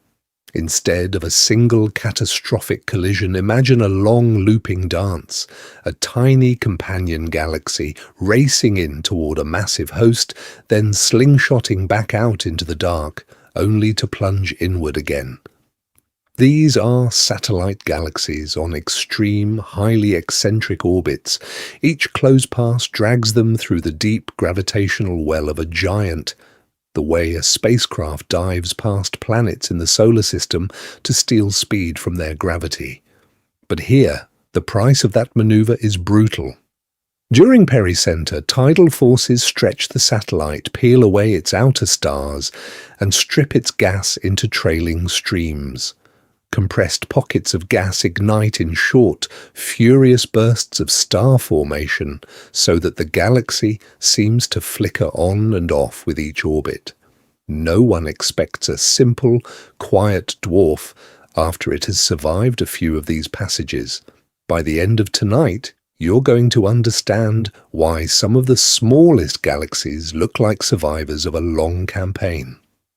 Observers find dwarfs with warped, lopsided shapes, their stars bunched up on one side with asymmetric knots of new blue stars, only where the last tidal squeeze hit hardest. Tidal tails of faint starlight arc away from them, pointing back toward the host like scars that still remember the last encounter. In clusters, the orbits can be even more extreme. Some satellites are not just circling a single galaxy, they are plunging straight through the crowded, high-speed core of the entire system. There, the hot, intra-cluster gas acts like a headwind. As the dwarf dives through at thousands of kilometers per second, ram pressure stripping blows its own gas backward, the way the solar wind scours a comet's tail. Tidal forces from the cluster's combined gravity pull at the same time. The result is an evolutionary path far more violent than that of an isolated dwarf drifting quietly in the field. Simulations turn this into a kind of cosmic parameter study. Change the orbit, and you change how often and how deeply the satellite dives into the gravitational well, change the mass ratio, and you alter how much the host can tear off in a single pass. Change the gas content and you decide whether the galaxy ends in a last starburst blaze or in silent quenching. The predicted outcomes form a zoo, complete disruption into ghostly stellar streams, puffy remnants with almost no stars but huge dark matter halos, or compact, dense nuggets that are nearly all dark matter with a sprinkling of light. Now, let's begin to follow the consequences of that, because hidden among these satellites and their shredded remains, scientists suspect some of the strangest galaxies in space awaiting. Some may be nearly invisible, yet massive. Others may be bright and extended, yet moving as if dark matter is missing. No one predicts that from a simple satellite on an orbit. And somewhere on one of these cliffhanger paths, the next galaxy that breaks the rules of gravity itself may already have been discovered. It just has not yet been recognized for what it is. It just has not yet been recognized for what it is. But here is the pattern interrupt. The really strange part is not the handful of galaxies that made headlines, it is the silent majority that almost never shows up in the images you see. When most people picture galaxies in space, they imagine grand spirals with glowing arms, or giant smooth ellipticals, or spectacular collisions like the Antennae. Those are the elephants and redwoods of the cosmic ecosystem. Impressive, photogenic, easy to point a telescope at. But by number, they are not the norm. Deep surveys keep revealing that the universe is crowded with tiny, faint, dwarf galaxies and ultra-diffuse ghosts that barely rise above the background sky. Before we get started with the next gallery of bizarre objects, it helps to reset the mental picture. For every bright spiral that dominates a Hubble poster, there may be dozens, even hundreds, of low-mass systems huddled around it, each with so few stars that the galaxy almost disappears. Some, like ultra-diffuse galaxies in the Coma cluster, can be as large as the Milky Way in physical size, yet contain about 1% of its stars. From a distance, they look like someone tried to erase a galaxy and only left the faintest smudge. Simulations of structure formation back this up. When scientists let dark matter collapse under gravity and let gas cool, form stars. and blow out again in galactic winds, the result is a universe packed with small halos. Most of them never shine brightly. Feedback from young stars and supernovae can push gas out. Tidal encounters can strip it away. The outcome is a vast population that contributes enormously to the total count of galaxies, but very little to the total light. By the end of tonight, you're going to understand that our picture of galaxies is like judging life on Earth using only elephants and redwoods while ignoring the insects and grasses that dominate by sheer number. The Milky Way is a charismatic giant. The Cartwheel galaxy is a dramatic collision. But the quiet dwarfs and fragile ultra-diffuse systems are the cosmic equivalent of plankton and soil microbes. Everywhere, invisible, essential. Here is the twist. Those headline-grabbing bizarre galaxies are not just outliers, they are neon signs advertising processes that may be sculpting that invisible majority. A collisional ring galaxy, like the Cartwheel, shows what happens when a smaller intruder punches through a disk and sends out a star-forming shockwave. In miniature, similar impacts could be rattling countless dwarfs, galaxies that seem overloaded with dark matter or almost missing it, flag how gravity, feedback, and stripping fight over who controls a system. Starburst galaxies and green pea galaxies show what happens when gas collapses into stars at extreme rates, but gentler versions of those winds may be blowing quietly through faint companions. Tonight, we're going to treat the rest of this episode as a guided tour of the loudest case studies. Each dramatic ring, each warped lens, each ghostly ultra-diffuse galaxy is a magnified experiment. The goal is not just to marvel at the exceptions, but to glimpse the hidden rules shaping billions of galaxies too small, too dim, or too diffuse to ever trend on a space image feed. To really test those hidden rules, you have to look for the galaxies that almost aren't there, not faint like a distant smudge, faint like no stars at all. Now, let's begin with one of the strangest ideas in modern astronomy, the dark galaxy. In standard models, a galaxy is a marriage between an invisible dark matter halo and visible space gas that cools, collapses, and ignites into stars. In a dark galaxy, that marriage fails.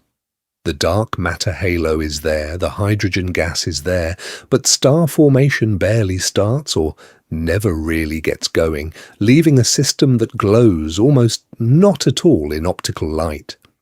From theory, these ghost systems should exist in huge numbers. Simulations of the cosmic web produce swarms of small dark matter halos where the gas never cools efficiently, where stellar winds and early supernovae blow material back out, or where the ultraviolet background of the young universe keeps the gas too warm to collapse. By the end of tonight, you're going to understand why that failed galaxy scenario is so tempting to scientists trying to match their models to the real sky. But how do you find a galaxy that refuses to shine? You switch to senses that do not care about starlight. Neutral hydrogen emits a telltale radio whisper at a wavelength of 21 centimeters. Radio surveys have uncovered clouds with the right mass and motion to sit in dark matter halos, moving as if bound to an invisible system, yet showing little or no optical counterpart when powerful telescopes stare at the same coordinates. Other candidates reveal themselves only through gravity. A dark halo can tug on nearby galaxies, disturb a rotating gas disk, or slightly warp the path of light passing behind it. No one expects a perfect smoking gun here. The signals are subtle, the environment's crowded, and it is painfully easy to mistake a dim, ultra-diffuse galaxy for a truly starless one. That is where the controversy begins. A radio detection that first looks like a starless dark galaxy can, under deeper scrutiny, sprout a sprinkling of ancient red stars. A system once hailed as nearly invisible can be reclassified as merely extreme. A galaxy with a handful of stars spread over a vast dark matter halo, or a tidal feature torn from a past interaction. The boundary between almost dark and truly dark keeps shifting as instruments sharpen. Yet this is exactly why the chase matters. On one side, there are galaxies like Dragonfly 44, apparently drowning in dark matter. On the other, objects like DF2 and DF4 seem strangely dark matter poor. Between them, hypothetical dark galaxies push the dial even further toward halos with gas, but no visible stellar anchors at all. Together, these extremes probe how far the universe can stretch the ratio of visible to invisible matter before current theories of galaxy formation snap.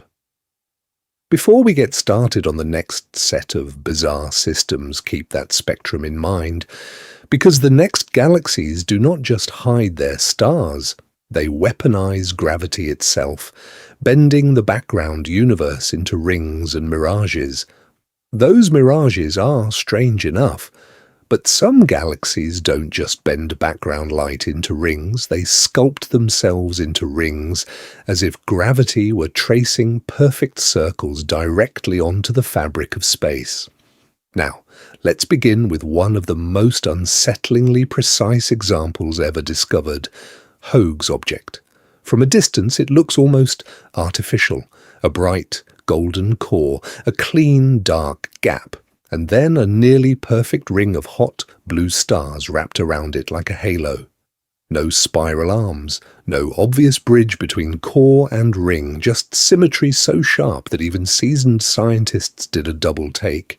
In a universe where most galaxies are messy compromises between collisions, gas flows, and the relentless pull of dark matter, Hoag's object looks like a design challenge. How do you carve out a central core, evacuate a gap, and then ignite a circular wave of star formation so uniform that it traces out a ring with almost no breaks? Some models invoke a past interloper plunging through the system, like a stone through a pond, sending a density wave rippling outward. Others lean on slow, internal instabilities that rearrange gas into a ring. Prediction versus observation, elegant ideas versus a galaxy that looks too clean for comfort. Hoag's object is not alone in its precision. Around certain elliptical galaxies, astronomers have discovered something even more ghostly, shell systems. Instead of one bold ring, you see faint, concentric arcs of stars, stacked like the layers of an onion, extending far beyond the bright, central body. These shells are barely above the background sky, but once you see them, you cannot unsee them. The current picture is dramatic. A larger galaxy swallows a smaller companion as the intruder's stars fall into the new gravitational potential. They overshoot the center, slow down, and pile up at their turning points, creating sharp-edged shells.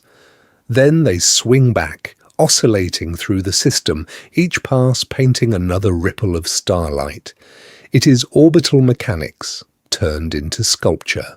No one expects such order from violent mergers. No one predicts that random cosmic cannibalism would leave behind nested arcs spaced with almost mathematical regularity. Yet telescopes keep finding these systems, each with its own pattern, each implying a very specific dance of masses, velocities, and impact angles. By the end of tonight, you're going to understand why these rings and shells are more than pretty curiosities. They are precision laboratories. To create a Hoag-type ring or a multi-layer shell system, the encounter has to be finely tuned. The intruder's path, the timing of the passage, The distribution of dark matter in both galaxies change the orbit slightly and the ring breaks, change the mass profile, and the shells smear out into a featureless halo.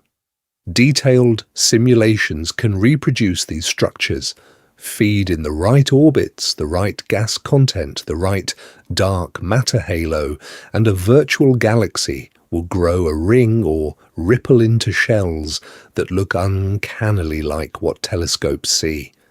Yet the diversity and sharpness of real examples still push those models to their limits. Some rings are too round, some shells are too numerous, some gaps are too clean. So here is the deeper question. If these visible rings and shells are just tracers, test particles moving through an invisible gravitational landscape, what are they really drawing? Before we get started on the next set of bizarre systems, consider this. If we can decode the histories written in those luminous circles and arcs, can we also read the hidden blueprint beneath them? The dark matter scaffolding shaping every strange galaxy in the universe? If rings and shells trace an invisible blueprint, the next question is brutal. What happens if you try to build the entire universe from that blueprint, from scratch? Tonight, we're going to step out of the observatory and into the machine room of modern cosmology, the giant simulations where galaxies are not just discovered, they are manufactured. Now, let's begin with a universe inside a computer. In projects like Illustrious and Eagle, scientists don't draw pretty spirals by hand. They start with a nearly uniform fog of dark matter and gas spread across a digital cube tens or hundreds of millions of light years on a side. Billions of particles fall together under gravity. Gas cools, collapses, ignites into stars. Supernovae and black holes blast energy back out like a cosmic wind. No one predicts every detail. The equations just run.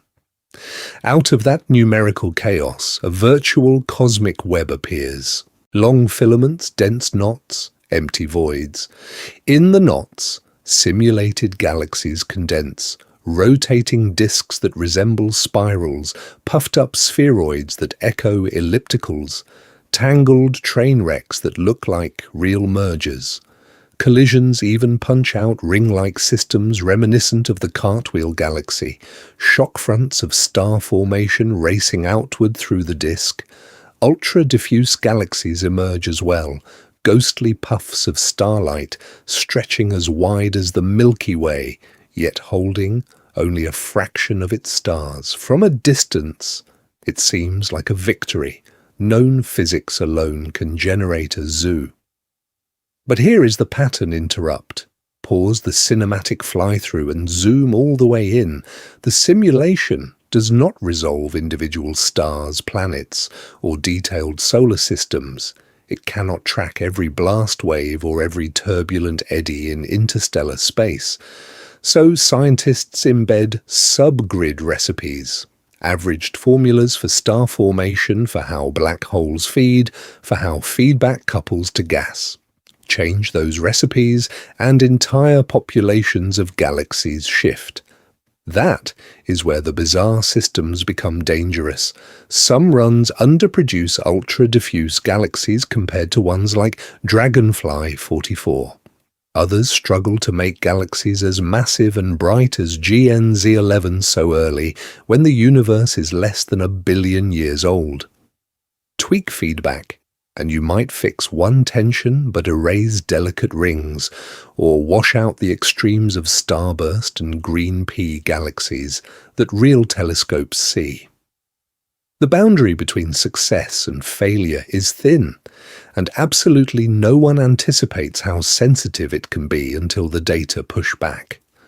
By the end of tonight, you're going to understand that every strange galaxy is more than an oddity. It is a stress test. Each ring, each ultra-diffuse ghost, each overgrown infant in the early universe marks a point where virtual universes diverge from the real one. and the next bizarre system in this cosmic catalogue may force the entire simulation playbook to change yet again. And among all those stress tests, one question keeps surfacing like a glitch in the code. Are these galaxies exposing invisible matter or broken gravity?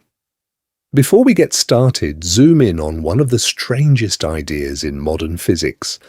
Instead of filling space with an unseen halo of particles, some scientists propose that the law of gravity itself changes at extremely low accelerations. This family of ideas is called modified gravity, and the most famous flavour is MOND, or modified Newtonian dynamics. It does not add new matter. It rewrites how mass and acceleration relate once you move far out in a galaxy's dim outskirts. In a normal spiral galaxy, stars in the outer disk orbit much faster than classical Newton plus visible matter would allow. Under MOND, when acceleration drops below a tiny threshold, gravity effectively gets stronger than Newton predicted, flattening those rotation curves without invoking dark matter. For many bright spirals, the match is striking. Give MONDI the distribution of visible stars and gas, and it often nails the observed speeds with almost no free parameters. That success is why some argue that, at least on galactic scales, dark matter might be unnecessary. But tonight, we're going to push that claim into the weirdest corners of the universe, because bizarre systems do not play fair. Ultra-diffuse galaxies, for example, can be Milky Way sized in radius, yet hold only about 1% of its stars. They are nearly transparent, ghostly smudges where the solar neighbourhood would look like a blinding city of suns. In a dark matter picture, that faintness can be explained by galaxies that kept their halos but lost their gas through tides, feedback, or the cosmic wind of their environment. In MOND, the same low surface brightness pushes accelerations deep into the modified regime, so their dynamics become a precision test of the theory. Then come the real troublemakers, galaxies that seem to lack dark matter almost entirely.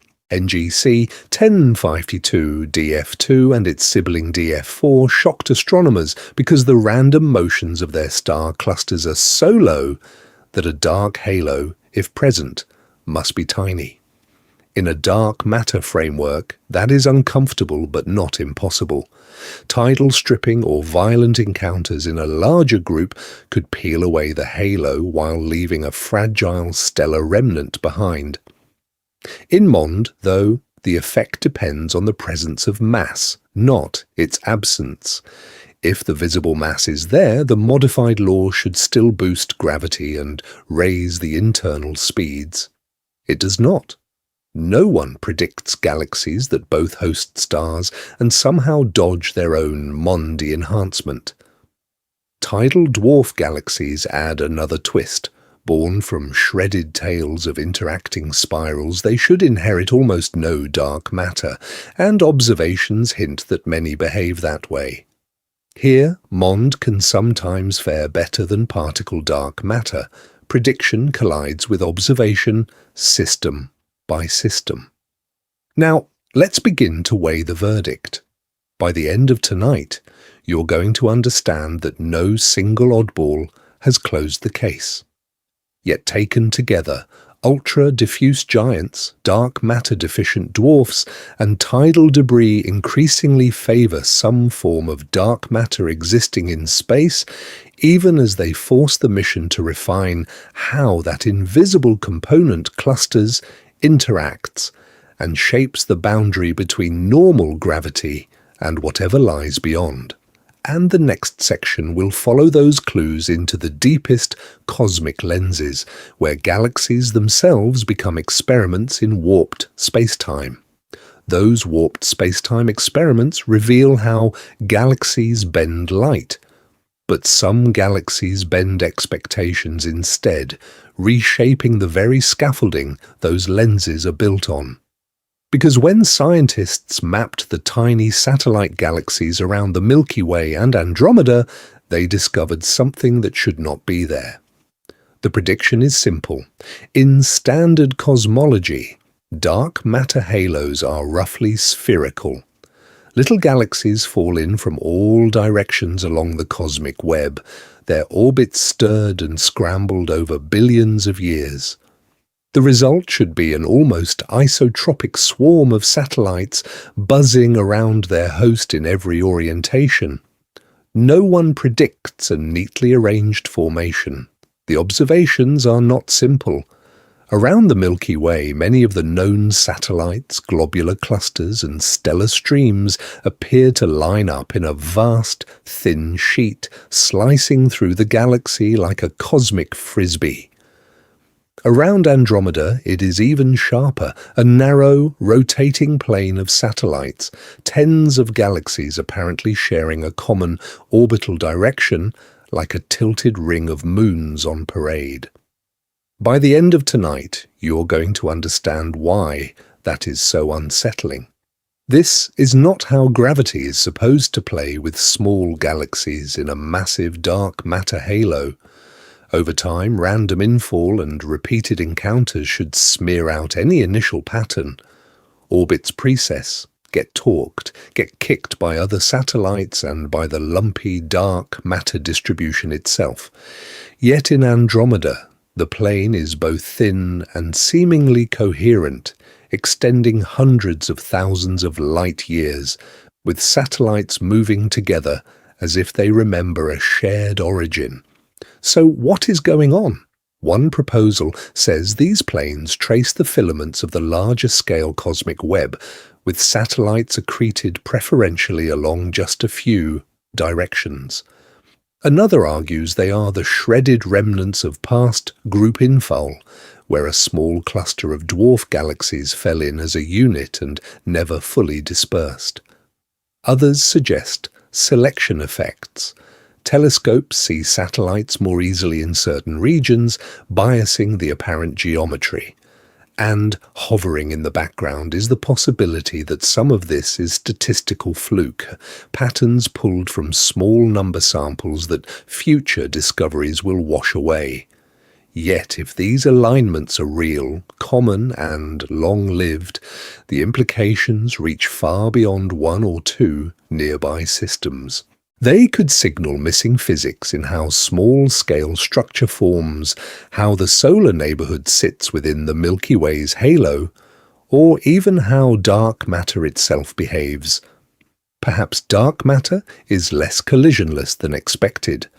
Perhaps gravity on these scales has a twist the standard equations do not capture.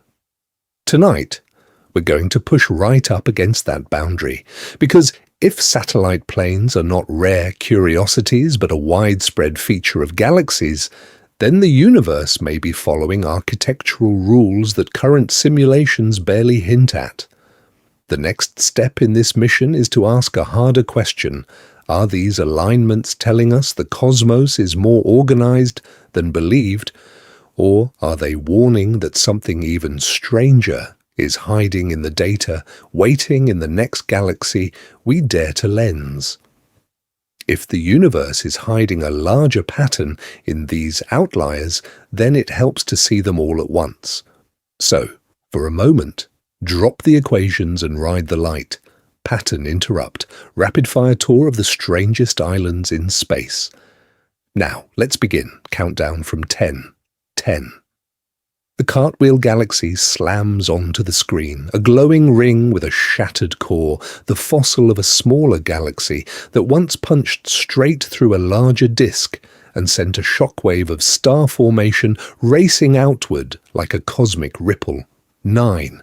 Smash cut to the Antennae galaxies, two spirals mid-collision, their distorted arms stretching out like insect feelers as tidal forces fling stars into long streams and pack their shared core with violent, overlapping starbursts.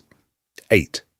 The frame darkens. Dragonfly 44 fades in as a ghostly smudge as large as the Milky Way but almost transparent, a dim haze of stars apparently drowning in dark matter that outweighs its visible light by factors of hundreds. 7. Hard cut to DF2 and DF4, twin pale blurs around a bright elliptical where star motions whisper a different story, hinting at galaxies that seem to have far less dark matter than scientists expect, maybe almost none at all. 6. A sudden ring of light takes over the shot.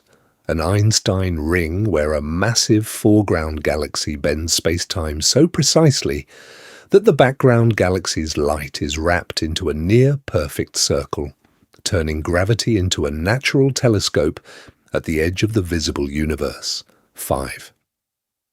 Zoom far beyond the local universe to GN-Z11, a tiny red smudge from when the cosmos was less than 500 million years old, already forming stars furiously, a compact overachiever that grew too big, too bright, too fast for standard galaxy formation timelines. 4. Cut to I-Zwicky 18, small and irregular, with chemistry closer to the early universe than to modern galaxies. A nearby time capsule that shows what a young, low metallicity system might have looked like before planets like Earth were even possible. 3. A green P galaxy flashes up, a compact, neon green dot in visible light where intense star formation and hot gas combine to make a tiny engine of ionizing radiation blasting out into intergalactic space. 2. The camera tracks along a jellyfish galaxy, plunging through a cluster, its gas ripped into trailing tentacles by the intra-cluster wind, leaving behind a stripped, star-forming wake that looks more like a deep-sea creature than a normal island of stars. 1. Hoag's object rotates slowly, a nearly perfect ring of blue stars wrapped around a golden core, a symmetry so clean that no one predicts it on paper. Yet there it is, challenging every simple story of how disks, rings, and mergers should behave. Tonight, we're going to treat these not as isolated curiosities, but as coordinates.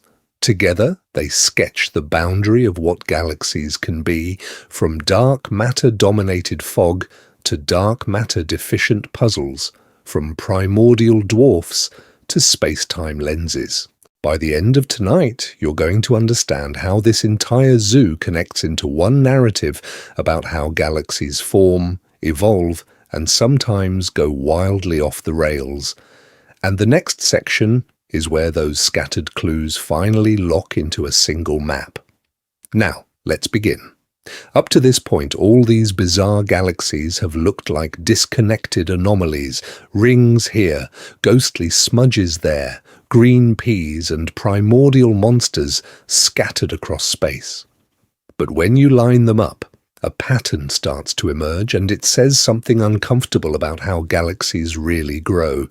The calm spiral in a textbook is the expectation.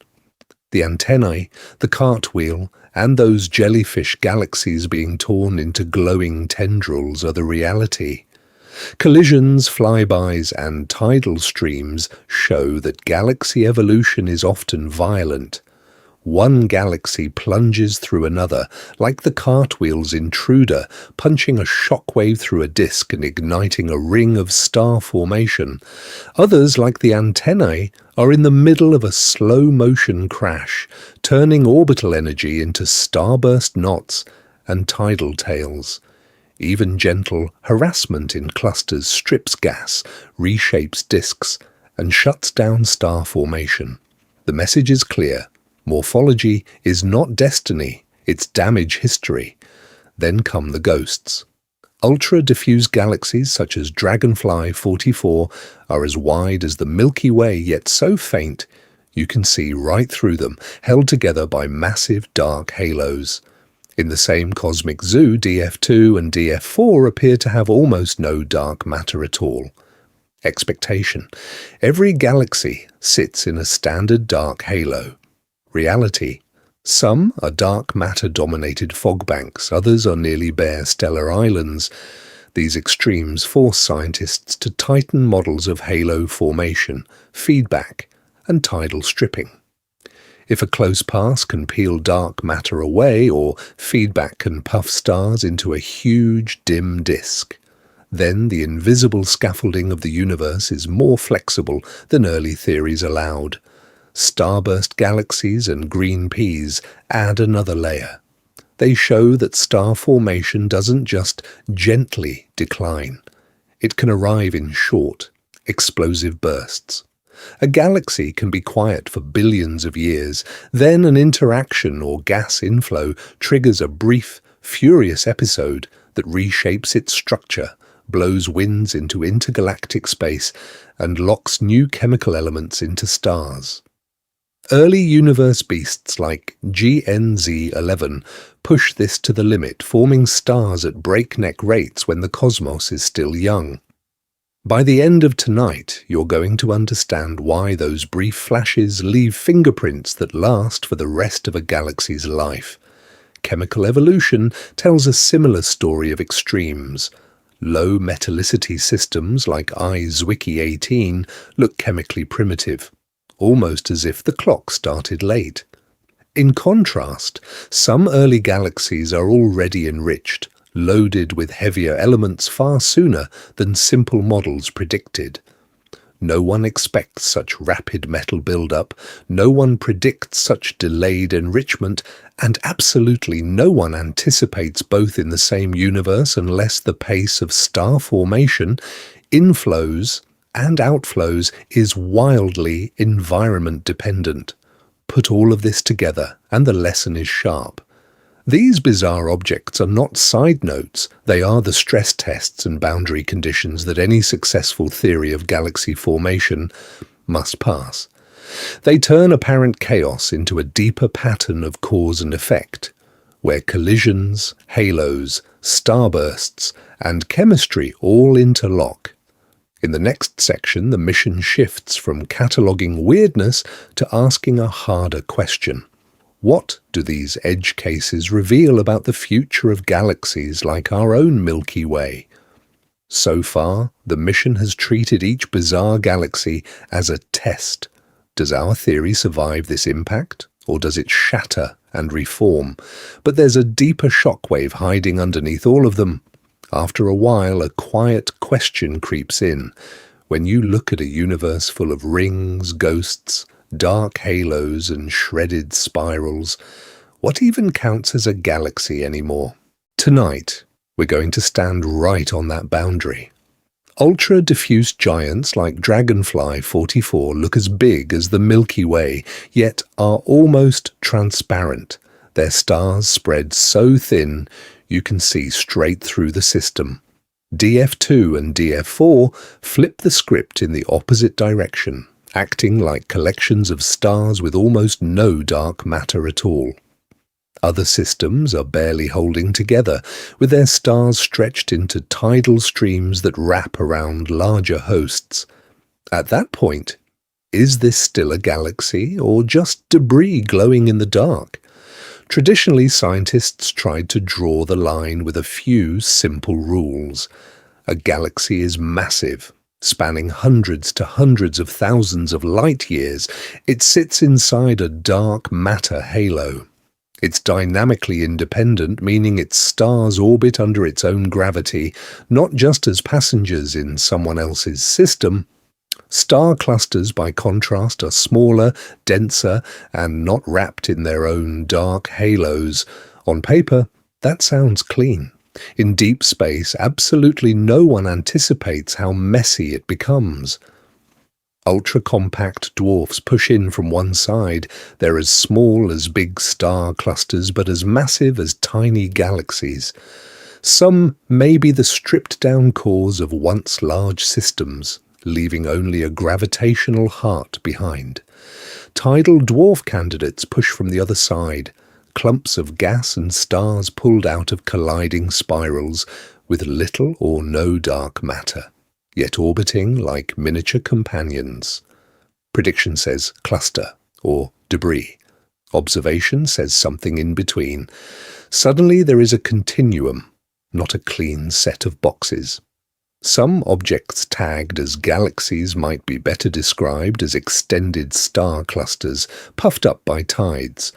Some star clusters buried deep in a giant halo share the same long-term dynamics as dwarf galaxies. The categories blur, then overlap, then almost disappear. By the end of tonight, you're going to understand why the simple textbook diagrams no longer match what the telescopes have discovered, and this is only the beginning. As new surveys push to lower surface brightness and to earlier cosmic times, no one predicts the catalogue will stay tidy. Fainter smudges, more distorted rings, younger systems that have barely settled into shape will keep erasing our neat lines. If the very concept of a galaxy is fluid, what does that do to our attempts to count them? To chart cosmic evolution, to place the Milky Way on some universal map? Now, let's begin the hardest question of all. When even the labels fail, what does that say about our place in a universe that refuses to fit our definitions? So, here's the pattern interrupt. After all those warped rings, ghostly smudges, and colliding behemoths, you are not out there. You are here, inside one particular galaxy that suddenly does not feel so generic. Visualize the Milky Way from the outside, a barred spiral, maybe 100,000 light-years across, a bright central bar of stars, winding spiral arms laced with gas and dust, a dim stellar halo around the edge, and a retinue of small satellite galaxies like the Magellanic Clouds in orbit. It looks at first glance like the model image in every astronomy textbook. Normal, predictable, safe. Now, let's begin to peel that image apart. The disk is not a perfect, flat record. It is warped, bent upward on one side and downward on the other, as if some invisible hand twisted the outer rim. Great, tidal streams of stars arc around the halo, stellar rivers, debris from smaller galaxies that ventured too close and were shredded by gravity. One of those, the Sagittarius dwarf, is not a past event, but an ongoing merger, its stars still threading through the Milky Way like stitches in progress. From the ground, the night sky hides that violence. You see a calm band of light. Scientists see the fossil record of collisions, accretion, and environmental pressure from the larger cosmic web. No one expects a normal spiral to have such a crooked disk. No one predicts the halo to be crisscrossed by so many streams. And absolutely no one anticipates that even our home is still in the middle of being built. Tonight, we're going to reframe that home by stepping into other skies. Stand, in your mind, on a planet inside the Cartwheel galaxy's ring. Above you, the night is dominated by a luminous, expanding circle of star formation, clusters so dense the sky might never get truly dark. In a green pea galaxy, the stars are young, massive, and furious. Ultraviolet light floods space, and the glow of ionized gas would make the Milky Way's gentle band look almost subdued. Then shift to an ultra-diffuse galaxy, where the system is the size of ours but holds only a fraction of the stars. The sky would be sparse, constellations threadbare, with more black than points of light. The boundary between galaxy and void would blur, and the familiar crowded dome over Earth would feel like an extravagant exception. By the end of tonight, you're going to understand that normal is a local illusion. From a cartwheel world, a barred spiral with a warped disk and active mergers might be the bizarre one. From a green pea, our modest star formation could look eerily quiet. From a ghost galaxy, the Milky Way might seem blindingly dense. So as this tour of strange galaxies loops back to your own, the question shifts. Not just what has been discovered out there, but what this zoo of possibilities does to the way you see this single, fragile stripe of stars we call home, and what that means for the final steps of this journey beyond simple labels. From here, the Milky Way stops looking like the default and starts looking like just one outcome in a wild experiment. Tonight, we're going to zoom out and watch the rules of galaxy formation bend, crack, and quietly rewrite the script that scientists once thought was settled. The original picture is simple. Dark matter collapses into halos, gas falls in, stars light up, and you get neat spirals and smooth ellipticals. No one expects halos that are almost empty of stars, like ultra-diffuse galaxies the size of the Milky Way, but with barely 1% of its light. No one predicts systems like Dragonfly 44, where the motions of a few scattered stars say there must be a huge, invisible halo, or DF2 and DF4, where the stars move so slowly it looks like dark matter went missing. Together, these extremes show that halos can assemble, merge, and be stripped in ways that leave some bloated with dark matter, and others strangely bare, proving that galaxy formation is not a single recipe, but a whole menu of outcomes. Then the timeline breaks. Before we get started on tidy, gradual growth, telescopes like Hubble and JWST reveal galaxies such as GNZ11 when the universe is less than 1 billion years old, already bright, already massive, already chemically enriched. At the same time, tiny green pea galaxies nearby burn through gas with furious starbursts, while dwarfs like I Zwicky 18 stay chemically primitive even now. Prediction versus observation collides. To explain this, theorists are forced to revisit how efficiently the first halos turned gas into stars, how violently supernova winds and black hole feedback blew that gas back out, and what initial conditions the cosmic web handed to those first gravitational wells. Gravitational lenses add another twist. A massive foreground galaxy bends space itself, turning a distant system into arcs or almost perfect Einstein rings. To the eye, they look like cosmic illusions. To scientists, they are precision scales. By measuring how strongly the light is bent, it becomes possible to weigh the lensing galaxy, map its dark matter, and test general relativity on scales far beyond the solar system. What looks bizarre on the sky becomes a hard, quantitative probe of the invisible. And galaxies do not evolve in isolation. Jellyfish galaxies with star-forming tentacles blown backward by the pressure of intra-cluster gas reveal how motion through a cluster's medium can strip entire disks. Long tidal streams around big galaxies trace past collisions, while narrow planes of satellite galaxies hint that the surrounding dark matter and the filaments of the cosmic web guide where companions can live. Environment is not a minor detail. It is the stage, the wind, and the boundary conditions for every galactic mission. By the end of tonight, you're going to understand that the universe is no longer a museum of static spirals and ellipticals.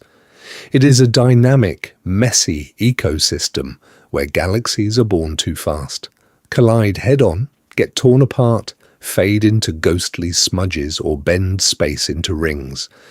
And yet, in all that chaos, they still trace a single grand arc. From the first halos in a dark universe to the complex, fragile system that now holds one small stripe of stars, and a species just beginning to ask how bizarre the next discoveries might be. Now, let's begin. Tonight, we're going to rewind the journey you've just taken, because in a universe this strange, a second look changes everything. At the start, a galaxy meant a neat spiral, a smooth ellipse, a tidy island of stars. Now it feels more like a storm system in space, sculpted by invisible winds and ancient collisions. First came the collisional and ring galaxies, the places where gravity leaves obvious bruises. A smaller galaxy slams through a larger disk, and instead of wreckage, you get a bullseye. The Cartwheel galaxy, its glowing ring racing outward like a shockwave on a cosmic pond. Other systems stretch into shells, tails, and antennae, long arcs of stars flung out and then reeled back in. Designed to be normal in textbooks, discovered to be anything but in the sky. Then the camera pulled back to the ghost cities, ultra-diffuse galaxies as wide as the Milky Way but so empty you can see right through them. Like Dragonfly 44, huge halos with almost no lights on, telling scientists that dark matter, not starlight, is the real architecture of the cosmic web. And just when that framework felt solid, along came the troublemakers, dark matter-deficient galaxies like NGC 1052, DF2 and DF4, where the stars move as if the usual invisible mass is missing. No one predicts a universe that both depends on dark matter and casually produces galaxies that seem to ignore it. Gravitational lenses and Einstein rings pushed that lesson further. A massive foreground galaxy bends spacetime so strongly it turns a hidden background galaxy into a stretched arc, or a near-perfect ring, a dark mirage written into the geometry of the universe itself. Beautiful distortions, but also precision tools. By the end of tonight, you're going to understand that these warped halos let us spy on baby galaxies from when the cosmos was less than 1 billion years old, systems that are brighter, denser, and stranger than models ever expected. Starburst galaxies and tiny green pea galaxies showed what happens when the gas supply and gravity line up just right. Star formation doesn't just increase, it detonates. These compact, furious systems form stars dozens or hundreds of times faster than the Milky Way, lighting up their surroundings and blasting out winds that can strip a galaxy bare. On one side, low metallicity galaxies like I Zwicky 18 echo the primitive chemistry of the early universe. On the other, chemically enriched early giants and extreme objects like GNZ11 reveal that heavy elements and complex cycles appeared far earlier than theory was comfortable with. Expectation versus reality, simple spirals versus colliding rings, ghostly halos, and dark mirages. A quiet, orderly solar neighborhood versus a larger system where galaxies are temporary, dynamic expressions of deeper physics. No one expects all that chaos to add up to a coherent story, yet it does. So, pause for a moment. Which galaxy, which phenomenon, refused to fit into your old picture? The transparent giants, the missing dark matter, the rings carved by impact? That answer will anchor this tour in memory, because it's your personal boundary between galaxies as shapes and galaxies as living experiments. Before we get started on where these discoveries might lead next, hold that image in your mind. The universe is not done surprising you. Absolutely no one anticipates what the next telescope might reveal. Before we get started on what comes next, it helps to step back and ask what all of this actually means. Tonight, we're going to zoom out, not from one galaxy, but from the entire tour you've just taken through space, because hidden inside those bizarre rings, shattered disks, and ghostly halos is a pressure test of reality itself. On the surface, cataloguing strange galaxies looks like collecting curiosities. Another ring here, a dark matter-dominated shadow there, a lensed arc at the edge of time. But to scientists, each one is a controlled experiment the universe has already run. The Cartwheel's shockwave ring is not just beautiful, it's a live demonstration of gravity, gas dynamics, and star formation driven to extremes by a collision no one predicts in a quiet spiral. Ultra-diffuse giants like Dragonfly 44 are not just eerie, they force the mission of cosmology to confront how dark matter can build a Milky Way-sized halo with barely any stars. Every time a galaxy refuses to behave, the theories bend. Sometimes they break. A system like NGC 1052 DF2, apparently missing most of its dark matter, pushes the idea that dark halos and visible matter always move together right to the boundary. Lensed baby galaxies, stretched into Einstein rings, turn space-time itself into a measuring tool, letting spacecraft and telescopes weigh invisible mass with light alone. By the end of tonight, you're going to understand that these outliers are not distractions from the main story of the universe. They are the places where the script is rewritten. There is also the part that does not fit neatly into equations. Standing in front of the Cartwheel's glowing ring or staring through a nearly transparent ultra-diffuse galaxy where you can see background galaxies shining straight through does something to the human brain. Order and strangeness coexist in a single frame. Spiral arms still follow gravity's rules, while tidal tails, starburst knots, and warped disks whisper that the cosmos is more inventive than any diagram in a textbook. That tour has changed you. A few minutes ago, galaxy might have meant a flat spiral, a hazy ellipse, a wallpaper image on a screen. Now, your internal map stretches from near-primordial dwarfs like E Zwicky 18, still poor in heavy elements, to shattered mergers like the Antennae, from invisible dark halos that barely shine to green pea starburst engines blazing through gas at frantic rates. The next time a galaxy photo drifts past on social media, you will not just see a pretty swirl.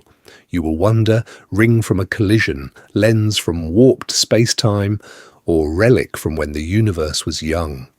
And the story is not finished. JWST has already pulled galaxies from an era when the universe was less than 1 billion years old, some too bright and too massive for current models. The Vera Rubin Observatory will scan the sky over and over, catching transient mergers and newly discovered ultra-diffuse ghosts that absolutely no one anticipates. No one expects the next generation of instruments to simply confirm the old picture. They will push the solar neighborhood and the wider cosmic web past their comfort zones. So tonight, somewhere out there in the dark, those impossible galaxies are still drifting. The Cartwheel's shockwave ring is still expanding outward at hundreds of kilometers per second. Dragonfly 44 is still moving through space as a near, invisible cloud, its dark matter doing all the gravitational work. The antennae are still tearing each other apart in slow motion, flinging stellar streams across distances larger than our entire galaxy. JDE's GSZ14 is still 290 million years after the Big Bang, frozen in the light that has only just reached us, refusing to behave the way the textbook said early galaxies should behave. There is something steadying in that. The universe does not need to be filed away. The Hubble tuning fork was always a simplification, a way for human minds to handle the shapes that were easy to see. The shapes that were harder to see, the rings and the ghosts and the ultra-diffuse giants and the dark matter-free anomalies, they were there all along. They just needed the right instruments. They just needed someone to look. Sleep well tonight, and tomorrow we will continue to explore the deepest mysteries of the cosmos together.